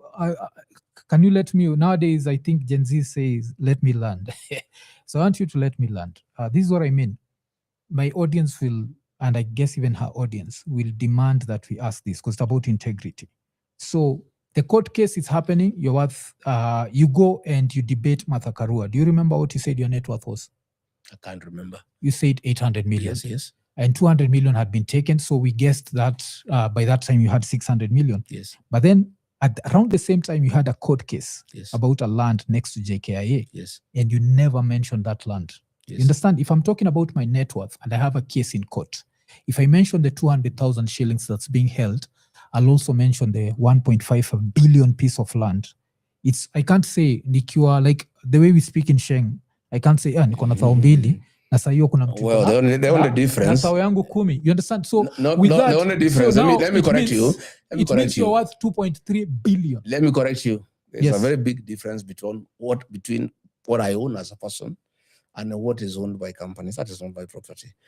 A limited liability company is a person on his own. That land is owned by a company. It's not my land. It's owned by a company. A company is a body corporate. So I talked about what I own as a person. Yeah, finished. And I am saying the laws of this country are very clear. You know, why do we have courts? We have courts to give justice. If somebody is accused of something and the court clears him, you cannot come 3 down the line to ask me about it. No, I'm not even asking that. What I'm asking is, okay, if it's owned by a company, you have to be owning a part of the shares in that company. When the law, you see the law of public disclosure of your wealth, you declare what you own as Rigathi Gachagua. This farm here called Karandi, this Omonyor here. Yes. The title deed belongs to Rigathi Gachagua. This house and this land is worth like 45 million. That I can always do a disclosure. I own. My Nairobi house, it's 150 million, is my land. Yes. But what is owned by companies where other people are shareholders, that's not my wealth. But you understand why the question of integrity is important. Do we agree on that? Question of integrity? But I'm saying, in terms of asking people what they own, you say what you own as a person. Okay. Because with that in mind, you saw the headlines today? About? So the headline was, this was on Capital FM, Ruto Gachagua's family petitions Ruto seeking probe into alleged forged will, asset fraud and disinheritance of the late governor's estate by his brother. and I can see your brother is on this. So I know you are very close to your brother. But now there's this rumor that's going around, and it stayed there. It stayed since your impeachment. And the story is you disinherited your brother's family. So that's number one. None of your brother's family has ever come out to defend you. So it makes a very interesting situation. That's why, like last week when Ruto was talking about you, and then he talked about Eugene Wamalwa also disinheriting his brother's family, it brings up the question of integrity. You understand? Where if your brother can't trust you with his property and his family, how can we as Kenya trust you with our property? That's why I was telling you the question of integrity. Everything is interconnected. Yes? My brother, we are in politics. And in politics, opponents say everything they want to say against their competitors. William Ruto is my competitor. William Ruto is not the patron of the Gachagua family. He's the president of the Republic of Kenya. He's supposed to look after public assets. 10 billion shillings have been stolen in his citizen. He's not talking about, wait a minute, let me talk. He's not talking about it. Okay? 50 billion shillings have been stolen in SHA. He's not talking about it. He's talking about Nairobi Hospital, which is a private hospital. Wait a minute. This is not him. Yes. Which is a private hospital. Yes. He is talking about the Gachagua family. Family matters are solved by families, not by the President of the Republic of Kenya. Family matters are sorted out in court in case they are there. The law of succession, my brother, it's not a matter for the President of Kenya to handle. The law of succession is handled by courts of law. If anybody is dissatisfied by what is happening in a succession implementation, you don't go to the President of Kenya, you go to court. That is the law, because the President of Kenya has no authority over families. Family law says the law of succession. The late Ruto Gachagua died in the year 2017. He left a will. That will is studied at the Kenya School of Law as the most advanced will ever done in the Republic of Kenya that has taken care of everybody. So you can get a copy of it? Yeah, you can. Okay. The late Gachagua left he wrote a will and gave his property to everybody. Not his wife or children alone. He gave his wife, 2 of them, and his children, 4 of them. He had other women in his life. He included them, 2 of them, and their children. He left a piece of his wealth to all his brothers and sisters, a total of 21 beneficiaries. He left a will and said all his properties should be sold and the proceeds distributed to the beneficiaries in a formula that he put down in his will. Some were getting 10%, others 5%, others 2%, others 3%. He left 3 executors, his lawyer, Joroge Regeru, his longtime friend, Moi Mathenge, and Rigathi Gachagua, his brother, as executors, with instructions to sell all his properties, pay his debts, there were many, and the balance distribute to the 21 beneficiaries in accordance with the formula. So you didn't change any part of the will? Yes, listen. The succession law says once a will has been read to the beneficiaries, you go to court. We went to court, all of us. And before the judge in 2018, all of us told the judge that we have agreed to the contents of the will. Okay? The court adopted the will. Okay? And allowed the executors to go ahead and execute it in accordance with the wishes of the deceased person. We embarked on that exercise as the executors and sold the properties, paid his debts, and distributed the balance to the beneficiaries in accordance with the wishes. So that happened in court 8 years ago. 8 years, nobody has ever spoken. All those beneficiaries have received the monies into their accounts and they never complained. William Ruto has decided to play politics with the Gachagua family. Met some of the family members yesterday and told them that he has the authority to recover most of the things that were sold and give them back to them. It is not possible. He's just lying to them. And it's okay. That matter was concluded in the court of law. Everybody was there before a judge. The records are there. And the judge asked each and every person by name, Rigathi Gachagua, do you agree? Yes. So and so, do you agree? Yes. The judge wrote it down and issued what you call a probate. That was in 2018.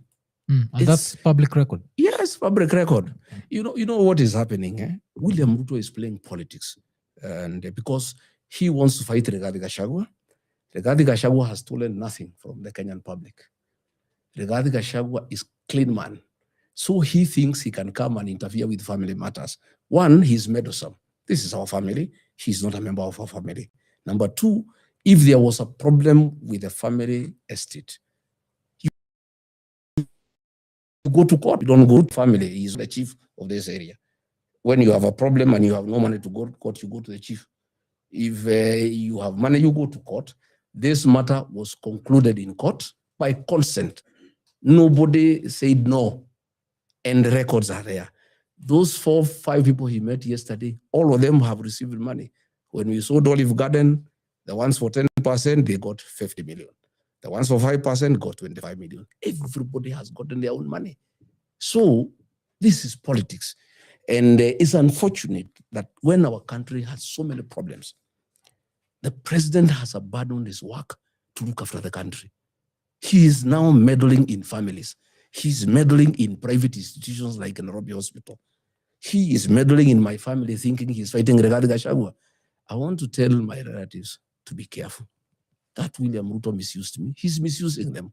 And they'll be very embarrassed when these documents come out in court, into the public, because they will be released. I've just talked to the family, our brother, my brother who is elder, the eldest one, he is very annoyed. And the other family, those are 4 beneficiaries. They are 21 beneficiaries.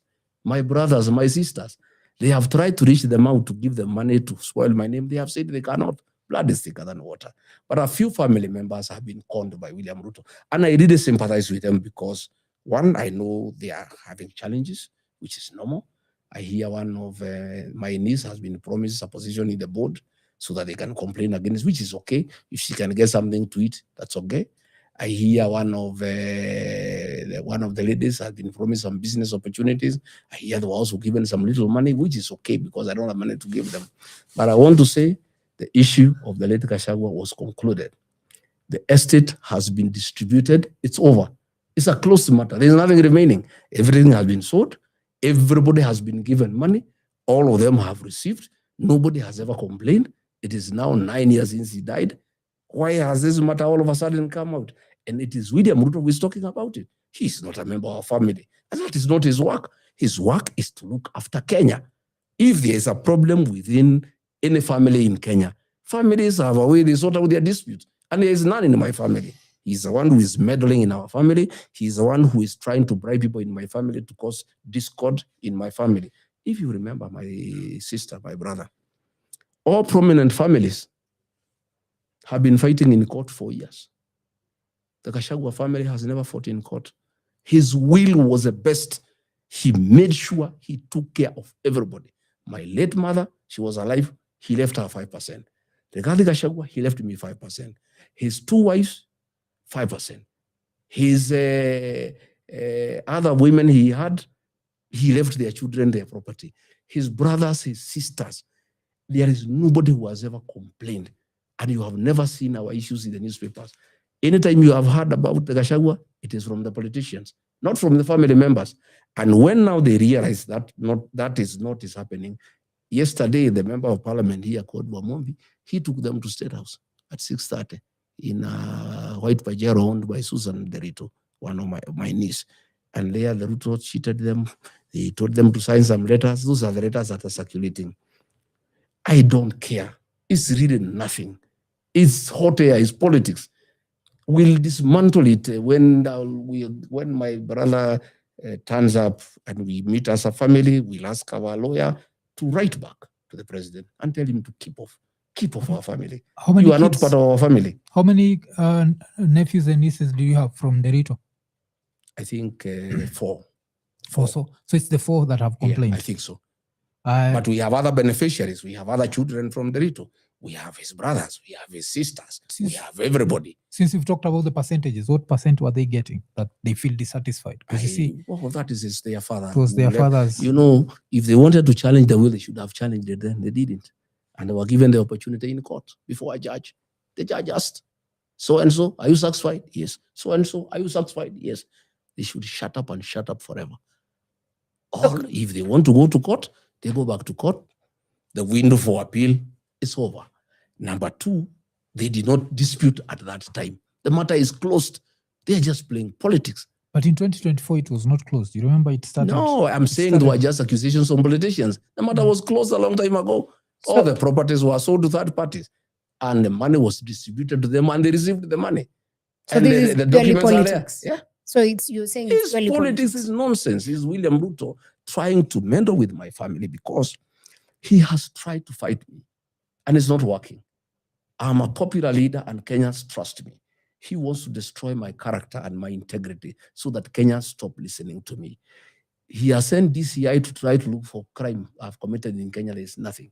Okay. There's So also he has now gone to the family, to tell the family, you come here, we can help you. All the things that were sold by the estate, you recover. Before anything was sold, there were meetings with the family, there are minutes.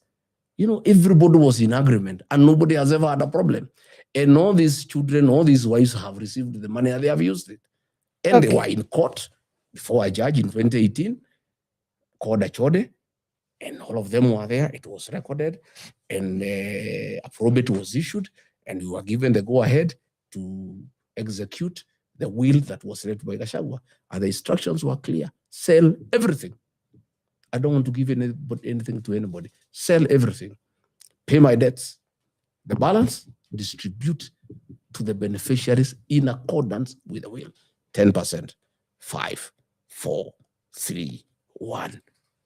Okay. That was his wish. So the other scandal that has kept coming actually was in last month. Yes, the president had a tour in Northeastern, and when you asked for accountability, there was a case where they kept saying that you're complaining because they're going to distribute relief food to the people on that side, and they kept saying that when you were DO, you had a scandal and you were sacked because you stole relief food. But I'm asking you, my dear, I was a DO in.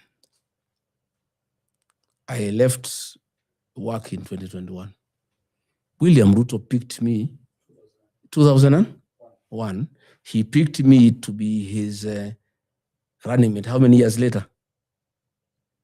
20. Yes. Didn't he know I had a case? He has only known I have a case now that I'm opposed to him. It's rubbish. It's nonsense. And criminal matters have no time limit. If I stole food, William Ruto can take me to court tomorrow. It's all nonsense. It's really a very desperate man, who is just spreading propaganda, And I have seen even him saying, oh, some girls were impregnated, oh, some girls were killed. They have been here trying to look for the relatives, oh, we can give you 10 million, you say this, you say that. It's all nonsense. And I really don't want to bother with those things because those things have been said by bloggers opposed to me for the last 5 years. I'm very embarrassed when I see a president of a country picking content from bloggers and talking about it on top of a car. And a president of a country that is struggling, where people have been killed, people have been found in a mass grave, he's not addressing that issue.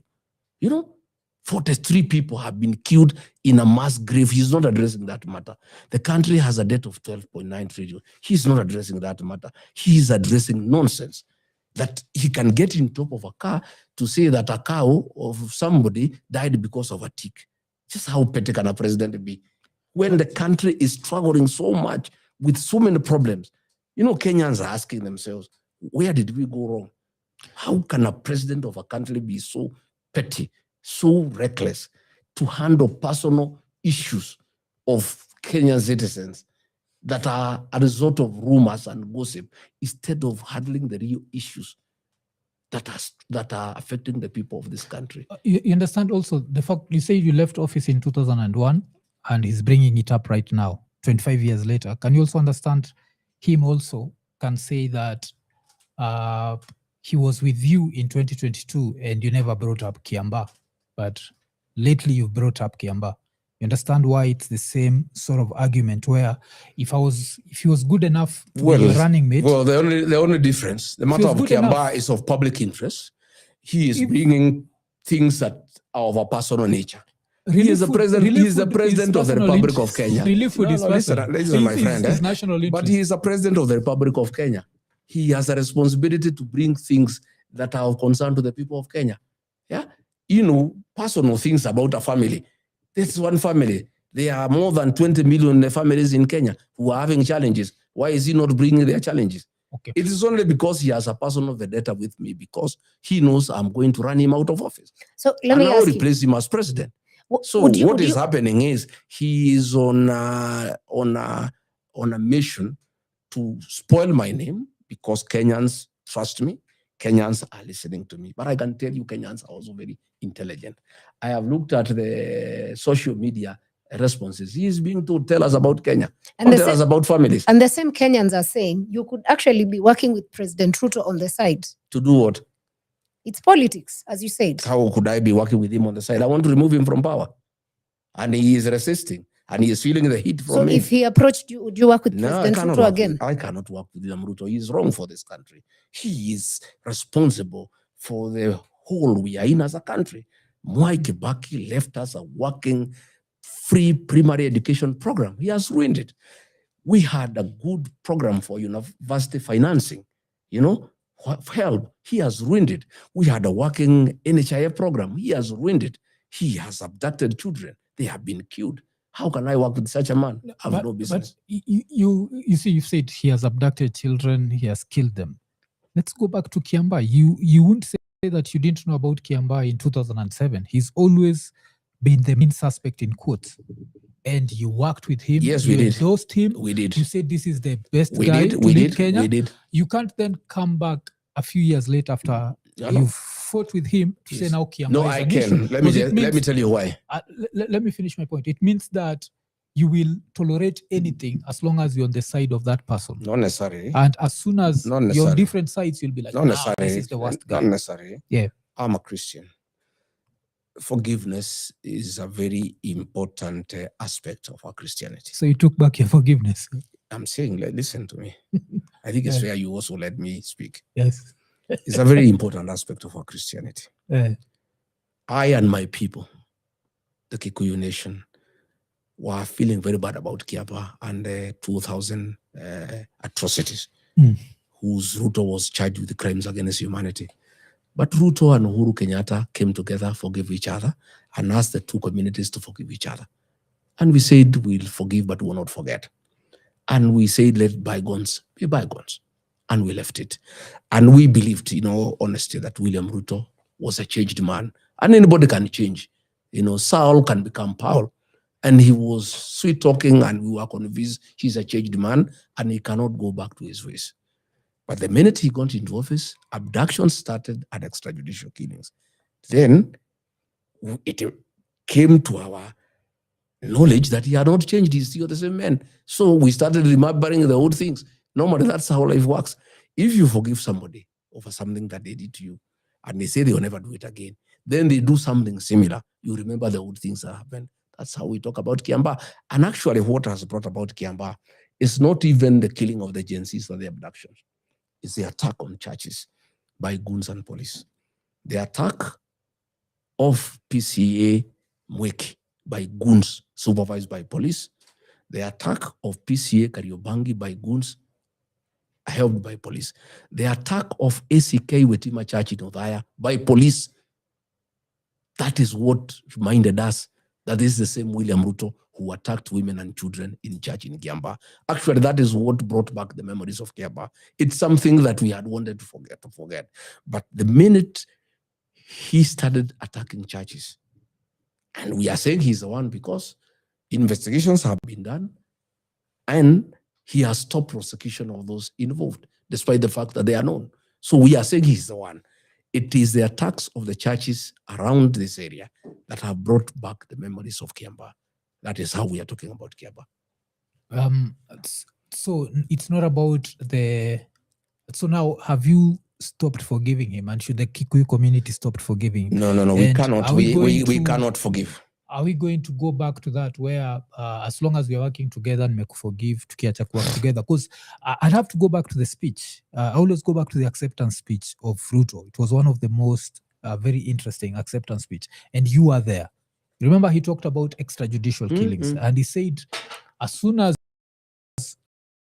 over going to stop, that means these things that used to happen before him, and you never. So now, why is it different with him? Why is it now these extrajudicial killings? Say, oh brother, you can work together, you can what. But when you are coming back, even on the inauguration day, you also remember your speech. There are a few people who took it like it was a little bit disrespectful to Uhuru, if you remember that. True. So can you see why now it's hard for me to take your word 100% that?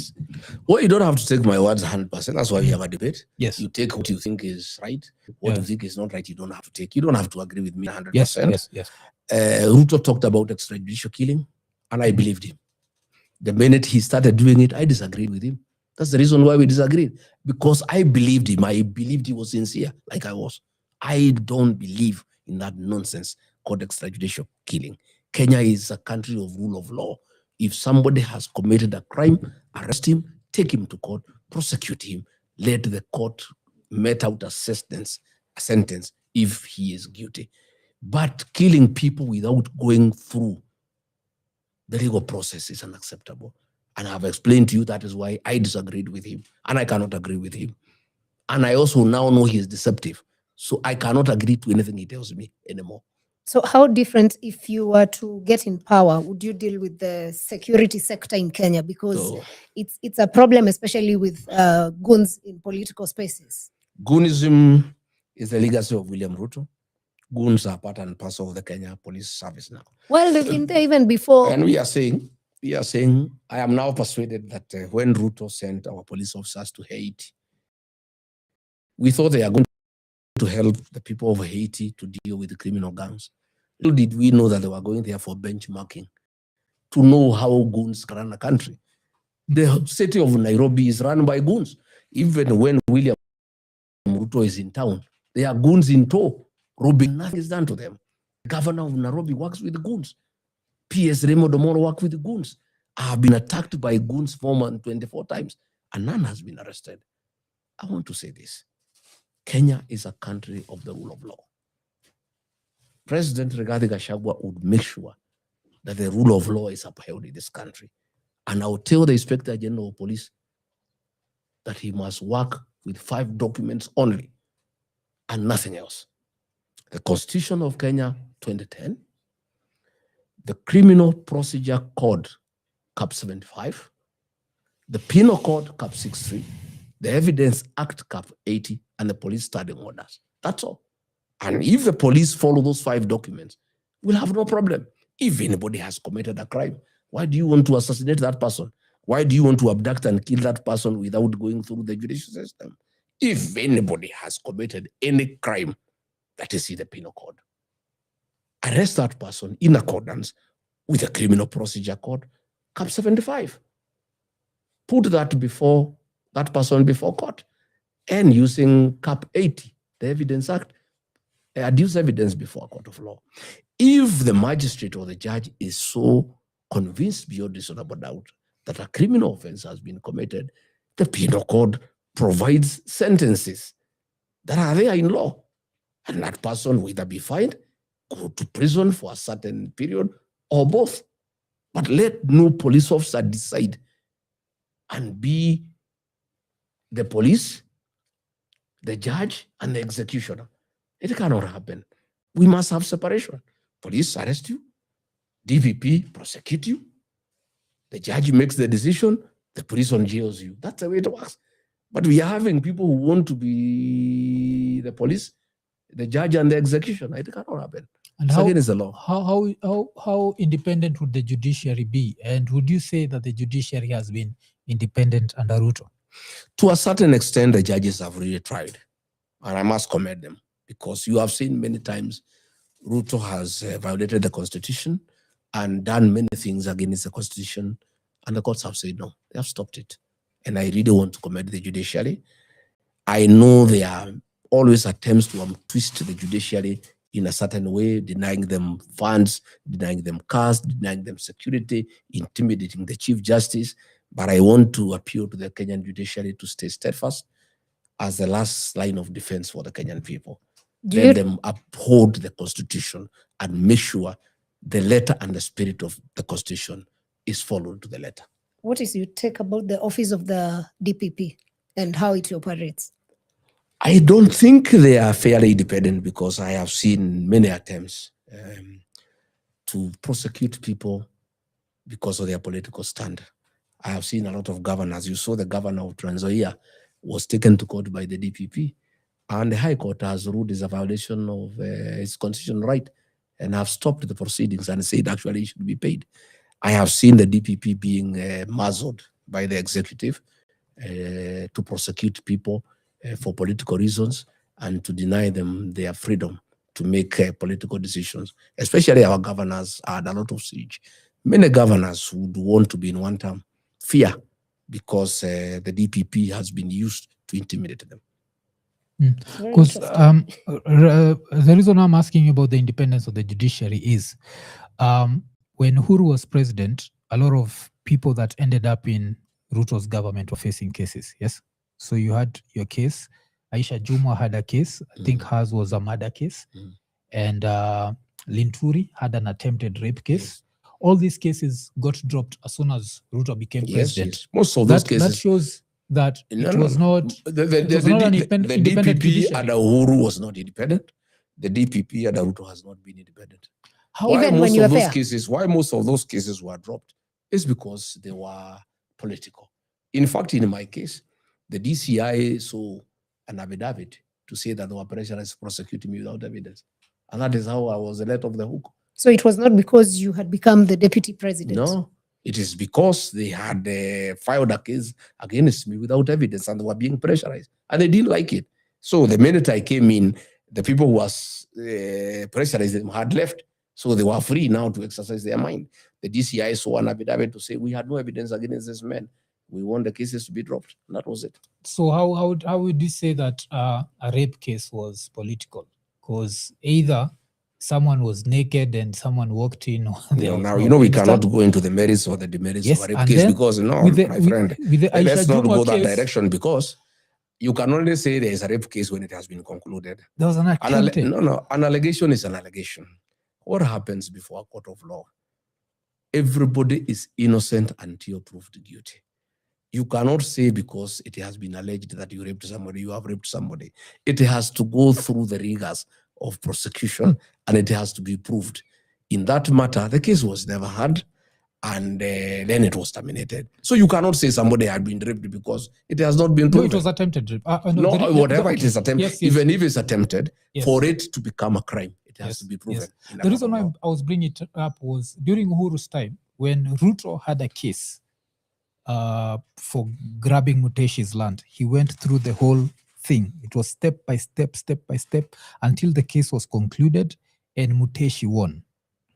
During Ruto's time, you are part of you are one of his friends. All his friends, the cases got dropped. Even Waluke, the guy who was in jail for corruption, I think he'd gotten 67 years. All those cases got dropped. You don't know. All those Let me correct you. Let me correct you. No, it's also that's good. Where I have a problem. No, it's also not good to make a blanket statement that is not true. Waluke's case was not dropped.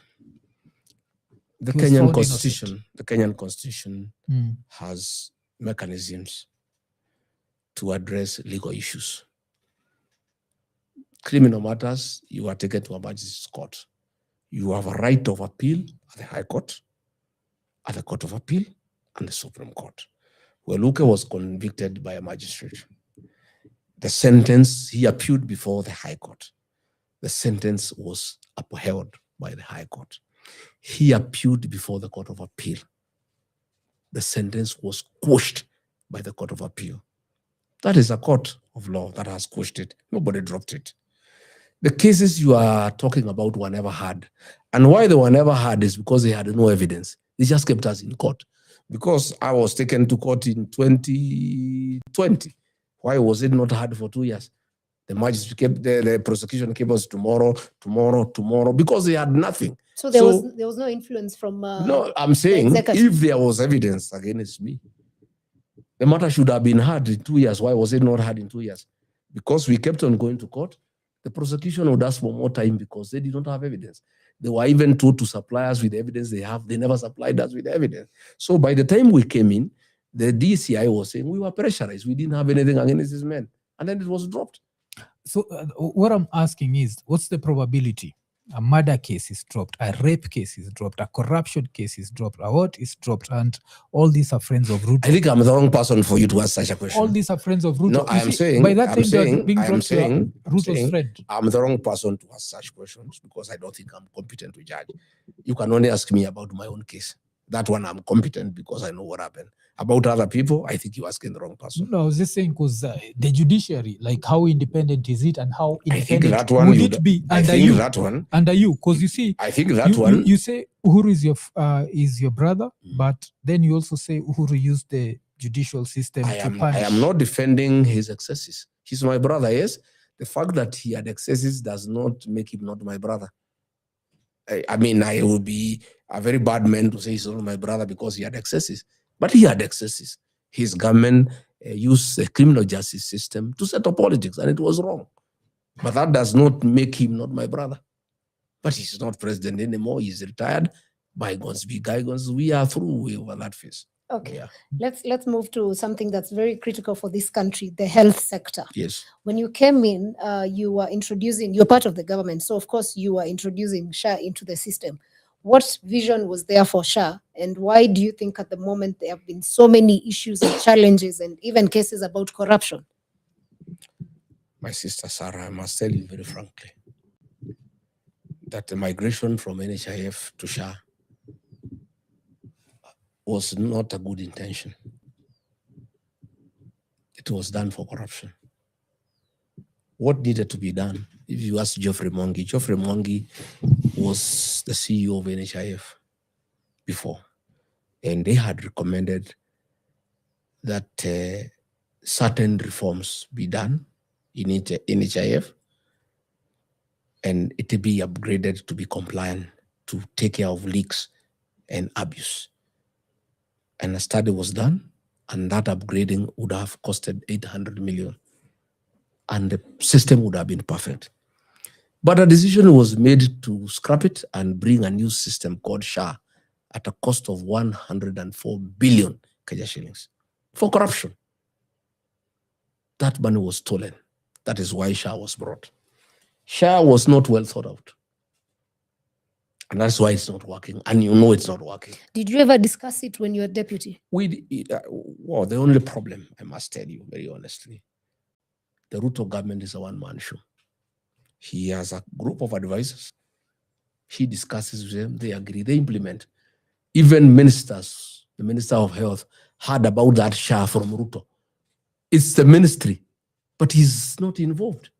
It is some expert sitting with Ruto who makes that decision. And most of these decisions are influenced by conflict of interest. SHA is not working. And I want to tell you today, because I want Kenyans to ask me, and everything I've said in this country has come to pass. SHA will collapse in 6 months and will be in a crisis of an unknown magnitude. It cannot work. We are collecting 4 billion and paying 7 billion in a month. How can it work? There's no insurance that can work that way because it was not well thought out. It was a scheme to steal 104 billion. That is what was being stolen. And then we got a system that is not working. And everybody in the country is saying it's not working. It's only Ruto, his ministers, and sycophants around him who say SHA is working. You people go around this country. It's not working. That's the truth. And because it was not well thought out, it was a scheme to steal money from the people of Kenya. And at what point, because I remember it was announced that SHA payments were supposed to go through CDN Bank, yes? At that point, were you in government or out of government? Well, CDN Bank was bought by William Ruto. That's what I'm asking. Like, by the time it was announced, the payments had to go through CDN. Were you in government or after you'd left? Yeah, I think I was in government. If you knew that there's nothing I could do. I'm telling you, my brother, Africa, this government is a one-man show. I was the only man in that cabinet who could tell Ruto no, and that's why he had a problem with me. Because I would oppose many things that were not true, that were not right, that was not good for the country. So, since I left, everything has collapsed. So when you went for cabinet meetings, what would happen? Because most people don't understand. Many times, I would chair the cabinet committee, and we would interrogate our proposals and pass the ones that are good for the country and reject the ones that are not good for the country. Many times, when now we go to the main cabinet, most of the things we had rejected, he would overturn, despite us having said it's wrong. Because at cabinet level, cabinet committee that I chaired, you interrogate properly and you take time, you call experts. It's a very rigorous exercise at the cabinet committee. The cabinet is a bit formal. The president is there. This one, Rigiji, mulipitisha hii sawa, hii sawa, hii kwa nini mkupitisha, hii, no, let's look at it, wacha tupitishe tu. Many times he would even approve things before they come to cabinet. He would give what you call executive approval, and cabinet would just adopt the decision without interrogating it. Most of those things and those decisions, like all the money for housing has gone to CDN Bank, that is owned by William Ruto. Money for SHA has gone to CDN Bank. The Nairobi County government has been forced to open accounts in CDN Bank, despite the fact that CDN Bank is a small bank. It's actually tier 3. And the common practice has been that all government funds should go to tier 1. Tier 1 is Equity, Cooperative Bank, ABSA, those big banks where government money cannot get lost. We lost a lot of money in the 80s when they had been invested in these small banks. So a policy decision was made that government funds should be banked and invested in tier 1 banks. CDN Bank is tier 3, but now, last year, it made a profit of 503 billion. Every month they are making 21 million every month, and it is conflict of interest. The bank is owned by the president, so he has directed all government monies be put there. And even this money for housing is too much. It's just lying in the bank. The Ministry of Housing have no capacity to absorb those funds because the monies are being collected from Kenyans and it's billions of shillings. But the Department of Housing has no capacity. Even when I was in office, I suggested that we put some of this money to the National Housing Corporation, which is a corporation has a proven track record of building houses and has a very well laid out infrastructural capacity to do houses. Ruto refused. The money is in the bank most of the time because he's earning interest. It is in his bank. So how do you correct the health sector? Because this is something that is affecting literally almost all Kenyans. I am afraid that by the time we take over, this country will be in trouble, because if SHA collapses the way I envisage from the information that I have from insiders, in 6 months, what happens? For 1 year before we take office, we'll have a crisis in our hands. And I think we are going to put up a team to start thinking through what we shall do. But in my view, we need to go back to the old NHIF, restructure it to be in tied with the current and modern times, to make sure that we eliminate fraud, to make sure that we see all the loopholes, we see all the leaks, so that it is something that has transparency and accountability. But SHA as it is, I must admit we are in trouble. And I foresee danger ahead. I don't know what will happen to the Kenyan patients. If SHA collapses, and even private insurances have been denied opportunities for teachers, for police, everybody is told to go to SHA. That is not working. I would want a situation where SHA, or NHIF for that matter, is one insurance to compete with others so that there is efficiency, so that you can decide, even a public servant, if NHIF is better, you go to NHIF. If Jubilee Insurance is better, you go to Jubilee. Competition brings efficiency. This thing of monopoly is not a good thing, and that is why we want a liberal economy and we want a liberal insurance system in this country. We want to have private insurance firms. We want to have a government body. Let them compete so that people can go to the best. And that way, even a government body will become efficient. But if you force everybody to go to a government body, there's a lot of laxity and there's a lot of theft by public servants because it's a government institution. I would want a situation where we liberalize health insurance and as many companies can have insurance schemes and everybody, including public servants, including police, including teachers, can make a choice and go to whoever is giving you a good service at the best price. But if you're saying that SHA would collapse, I think the easier thing would be to seal the loopholes. Because why is SHA collapsing? Who will seal, my friend? No, if you're in government, because if SHA is I'm collapsing, saying it is collapsing when Ruto if SHA is is collapsing, it's collapsing because of fraud. Yes. Yes. The few people who've benefited from it, because there are few people who benefited. Yes, like they've gone to hospital and it's worked for them. That means that there are parts of that work. This thing of scrapping everything, like Ruto came in, scrapped NHIF to come up with SHA. You're also saying that if the next government comes in, it's going to scrap SHA, come up with something. No, but I'm saying it's not working, and you can't correct what was intended to fail. SHA was a scheme to defraud the people of Kenya. I don't think you can reform an entity whose sole intention was to defraud the people of Kenya. You have seen 10 billion shillings has been stolen. Instead of William Ruto following that, he's meddling in the Gachagua family. A family that has nothing to do with the people of Kenya. He's the president of Kenya. He should be concerned with people, with things that concern the people of Kenya, not about families that are having their own dynamics as a family. Yes, which I think we moved from that. No, I'm just saying because you are saying that we reform, you cannot reform that whose very composition was meant to defraud. You'd have to, you cannot do, reform something that was done in a way that the objective is stealing from the people of Kenya. But you understand where you're saying two things at the same time. Because, like, for example, when you talk about Kindiki, you say he's a yes man, yes? He agrees everything that the president says.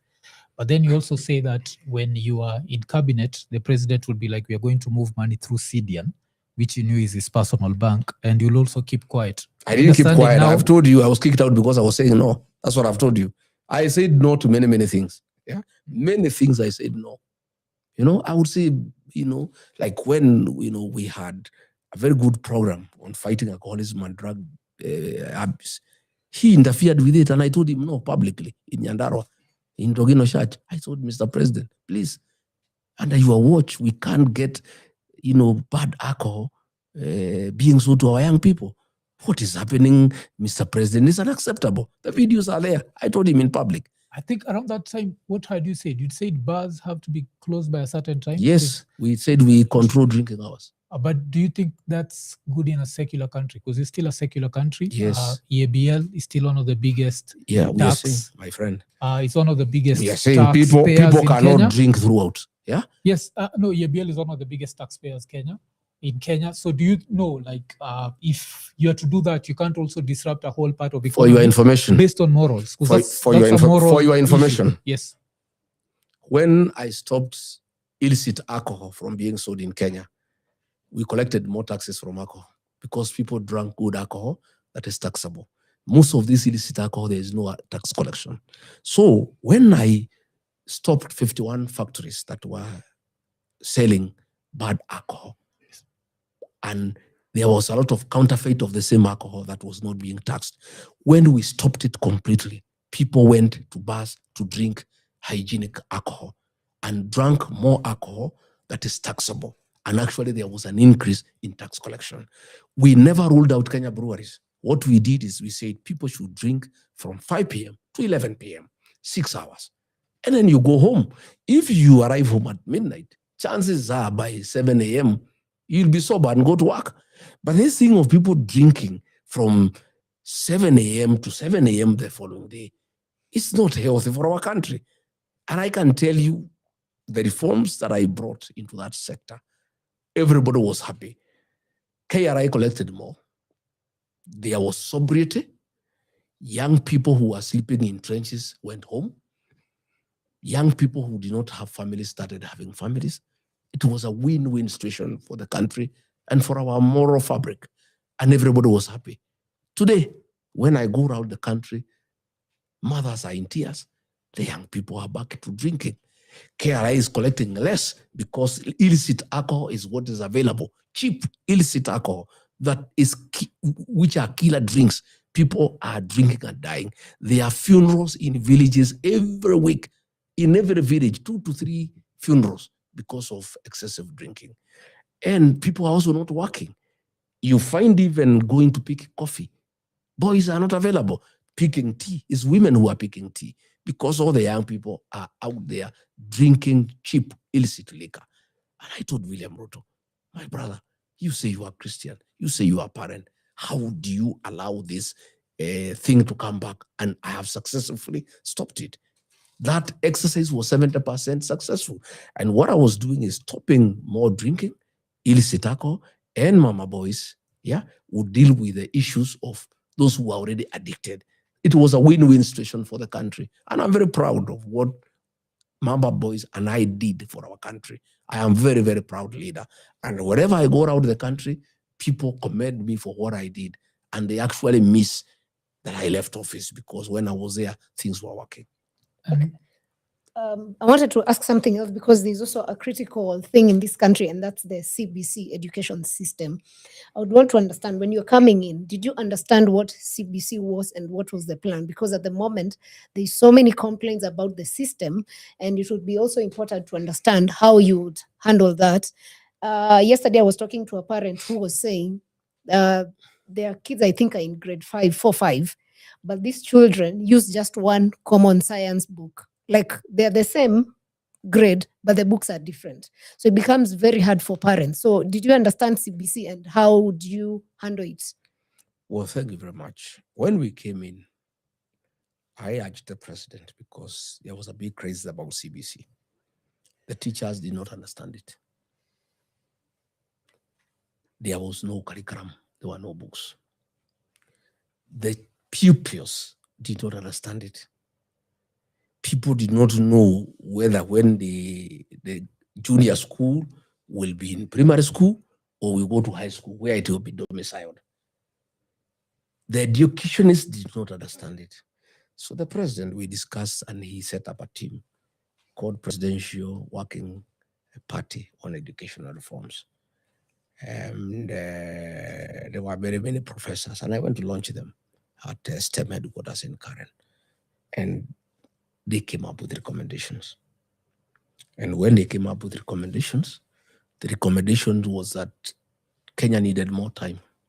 First, to train the teachers on the new curriculum, to develop the curriculum, to come up with books, and also to provide the requisite infrastructure in terms of the junior secondary school. But the president said, we just go ahead before people are ready. That was what the experts were advising, that we would rather proceed with the old system that is known, that is understood. And this CBC, the concept looks good, but the implementation matrix requires time. We need to train personnel. We need to provide books. We need to develop the curriculum. We need to provide the physical infrastructure. Okay. That is why you find the other day there was a big crisis about kids from grade 9 going to grade 10. Even some people don't even have uniform. The classrooms that have gone, they have no facilities. The teachers in the junior secondary school do not know the curriculum. They have not been trained by anybody. So the change of an education system requires very careful handling. And I can tell you the way you are saying it is true. Wherever I have gone, parents are up in arms and everybody is confused. And that is the truth. There's nothing I can do myself. I'm not in government. We'll study the situation. And when we form government next year, we will take it up from where we have reached and then decide what to do. But the most important thing is to listen to the stakeholders. You must listen to the students. You must listen to the teachers in primary school, in secondary school, in university. You must listen to educationists. You must listen to everybody. And Kenyans are knowledgeable. We have a lot of human resource. People knows what needs to be done. People need to be given a chance to contribute, to be part of the solution. And that's where we are getting it wrong.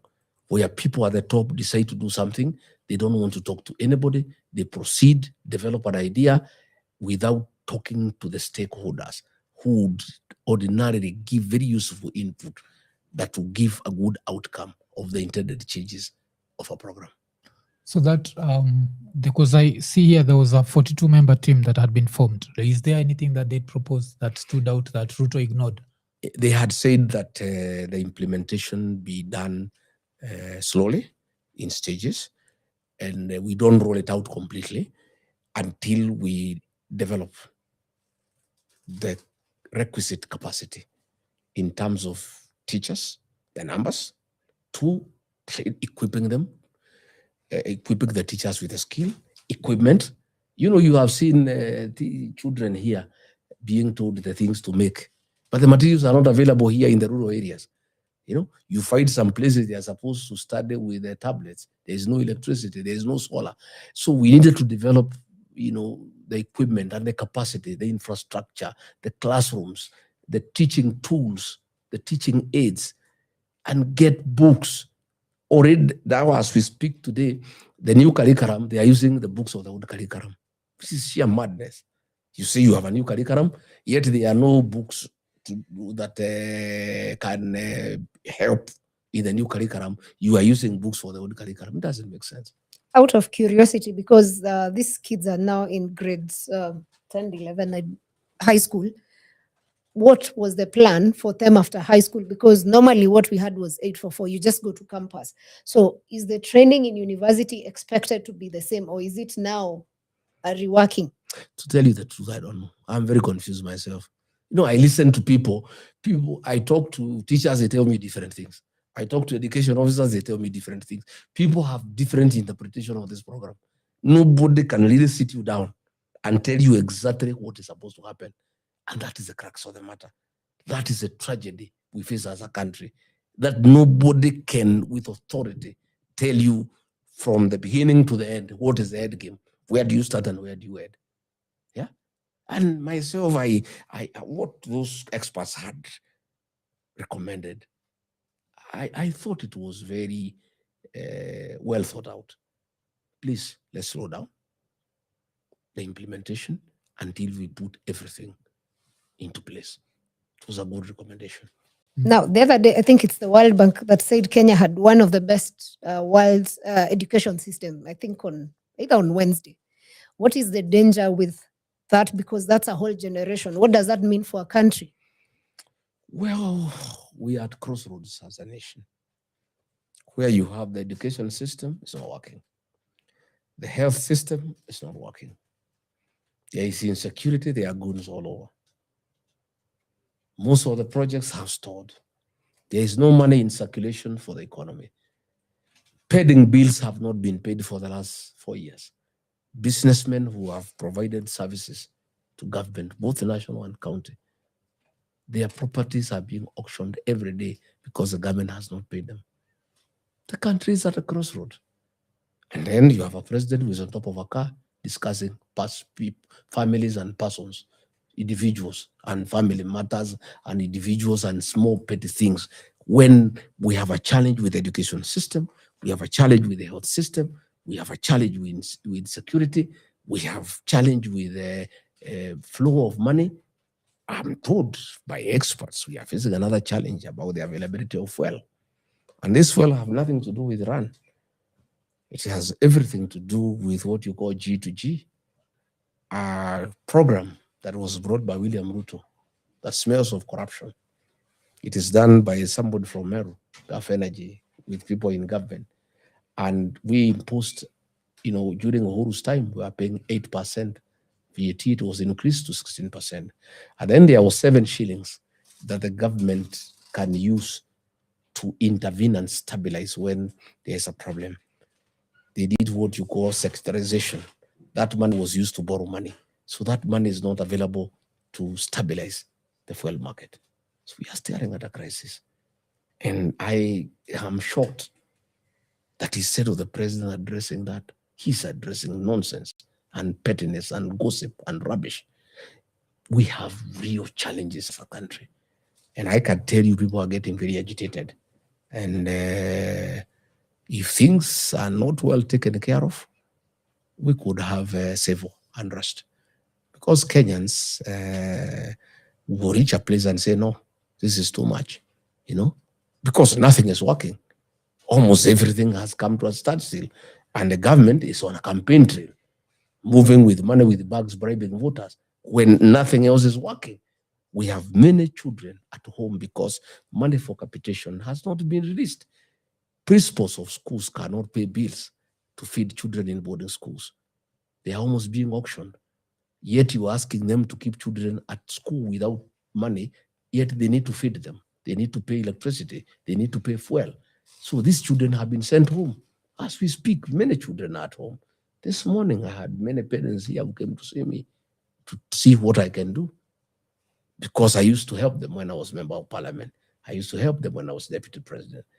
A few people when things were not working for a few families. But now it's almost everybody. Most children are at home because there's no money for capitation. Yet the little money that is available for public use is being used for the Ruto's re-election. That is how sad things are. And talking of schools, of course, there is a time when you spoke about Northeastern and how they've not built schools. And of course, people understood that. But there's something controversial you said about national schools like Mangu and Alliance. So would you like to maybe clear that? Because it came out like you are saying people from a region should, because there's something that these schools, no, that's what I'm saying. I did say that. I said it's unfair for one region to build good schools. Another region has money that has been allocated in billions. They don't build schools. They use the money to build flats and malls in the city. And then their children come and take the places for the children of that region where people have built schools. I say this unfair. And the people of Northeastern Kenya supported me because over 1 trillion shillings has been given to Northeastern Kenya. But there's nothing on the ground. We had great schools, Wajir High School. We had Northeastern Girls. We had Gabatura High School. Very good national schools. If the MPs and the governors in those areas have put money to expand the facility in those schools, I would propose a program where children from Central Kenya can also go there and study there so that they get to know each other and we develop a national culture. I don't want our schools here to be the preserve of the people of Central Kenya. I want all Kenyans to build good schools so that our children from every area can go and study in other areas. That was my point, because children from those areas with very low marks were taking places meant for children in this area with very high marks. And I'm not saying those children do not deserve a place. Those children from Northern Kenya deserve good education. They deserve an opportunity to learn and learn well. They deserve an opportunity to mix with other children. But what we are saying is, it is not acceptable that their leaders take money that is meant to develop schools in those areas and use it for personal use. And then there are no schools in those areas. And then the children of the areas where money has been well spent are disadvantaged by those children. It's not fair. And those children from Northern Kenya are innocent. It is the leaders who have a problem. And we called them out, and I'm very happy the professionals and the young people supported me 100%. In fact, since I talked, the leaders from that area have started going back home because they never used to go. They were just staying initially in South Sea, and they never go there. But now things are changing. They are being held to account. They are being forced by the people of that area to be accountable. And I'm the one who raised the red flag. I'm the one who educated the people of Northern Kenya and told them, you have a responsibility to hold your leaders to account. I really championed their issues. And I'm very happy that I have seen quite a bit of change in matters accountability in Northern Kenya. All right. I think we've been having this conversation for over 2 hours now, and we will have to bring it to an end. But before we end it, I would want to understand, what do you feel people misunderstand most about you? And what is one of your worst fears at the moment? Well, William Ruto had tried to create a narrative that Gachagua is tribal. But Kenyans with time have known me. I've taken a lot of time to talk to the Gusii Nation through their radio, to talk to the Ma Nation through their radio, to talk to Northern Kenya people through their radio, to talk to the Luo Nation through their radio, to talk to Western Kenya through their radio, articulate their issues, and they are now understanding me. And they are come to the realization that Gachagua is a great patriot of this country, and he means well for the people of this country. I have told them that when I was campaigning for William Ruto, he never called me a tribalist. He said, I'm a good man. I'm a patriotic Kenyan. The minute I decided he's not good for this country, he said, I'm a tribalist. He has tried to drive that narrative, but I'm happy that many Kenyan people are saying, let Rigiji talk to us. The other day, I had a talk with Ramogi, radio and TV, and the anchors were trying to stop me from speaking. They are in trouble. The Luo Nation is asking, why didn't you let Rigiji talk to us? Let him talk to us. Kenyans want me to talk to them. I think 70% of Kenyans now understand me, and I'm a very happy man. My worst fears is that the Kenyan nation could collapse. If the education system collapses, the health system collapses, the economy collapses, the security sector collapses, then we have no nation. And we are being also isolated by the international community because we are doing things that are not right. Our foreign policy is informed by non-interference in the affairs of other nations. We are interfering in DRC Congo. We are interfering in Southern Sudan. We are interfering in the Sudan. And we are slowly getting isolated as a country. I care for my country.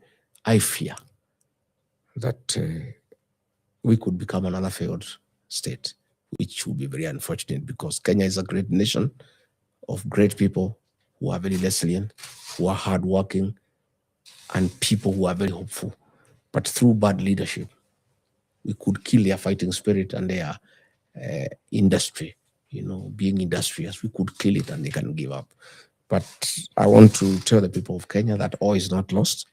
We have an opportunity next year to go to the elections and elect a new government that is transparent, that is accountable, that cares for the Kenyan people, that is accountable to the Kenyan people. And I want to ask our young people to register as voters because they hold the card to the liberation of this country because they are the majority. Again, they are incorruptible and they are forward-looking, they are exposed, and I'm sure they will make the right decisions for this country. That is what gives me hope. That is what gives me encouragement when I see our young people vibrant, energetic, seeking for change, desiring that there be change, vowing to be part of that change and that transformation. I get very encouraged that difficult as things look, we have the young population that is determined to cause change that the Kenyans desire.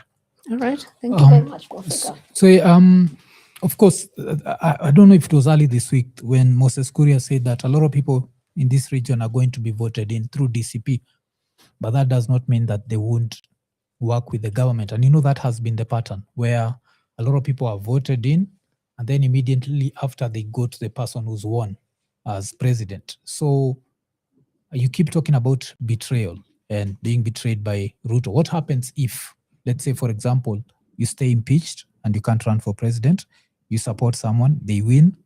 What's going to force them to this time not betray you? Well, Moses Kuria didn't say that they'll work with the government. He says he'll They'll buy be them. bought. He says he'll be by them. Yes. Yes. And by that they mean they'll work with. His statements are two. The first one is true. Yes. All leaders in the Mount Kenya region will be voted in DCP because a decision has been made, and that is what people have decided. He's wrong in the second instance. DCP will make sure that we get good quality leaders. Not all leaders are bought. John Medho, the senator of Nyandarua, has been offered money. He has said no. Senator Karungo Thangu has said no. Senator Kamau Murango of Kirinyaga has said no. Senator Joe Nyuto of Muranga has said no. Jane Jerry of Kirinyaga has said no. James Munyoro of Kegumo has said no. Jane Kehara has said no. That now is those right are the now kind of political leaders. suicide. Those are the kind of leaders yes we are looking for.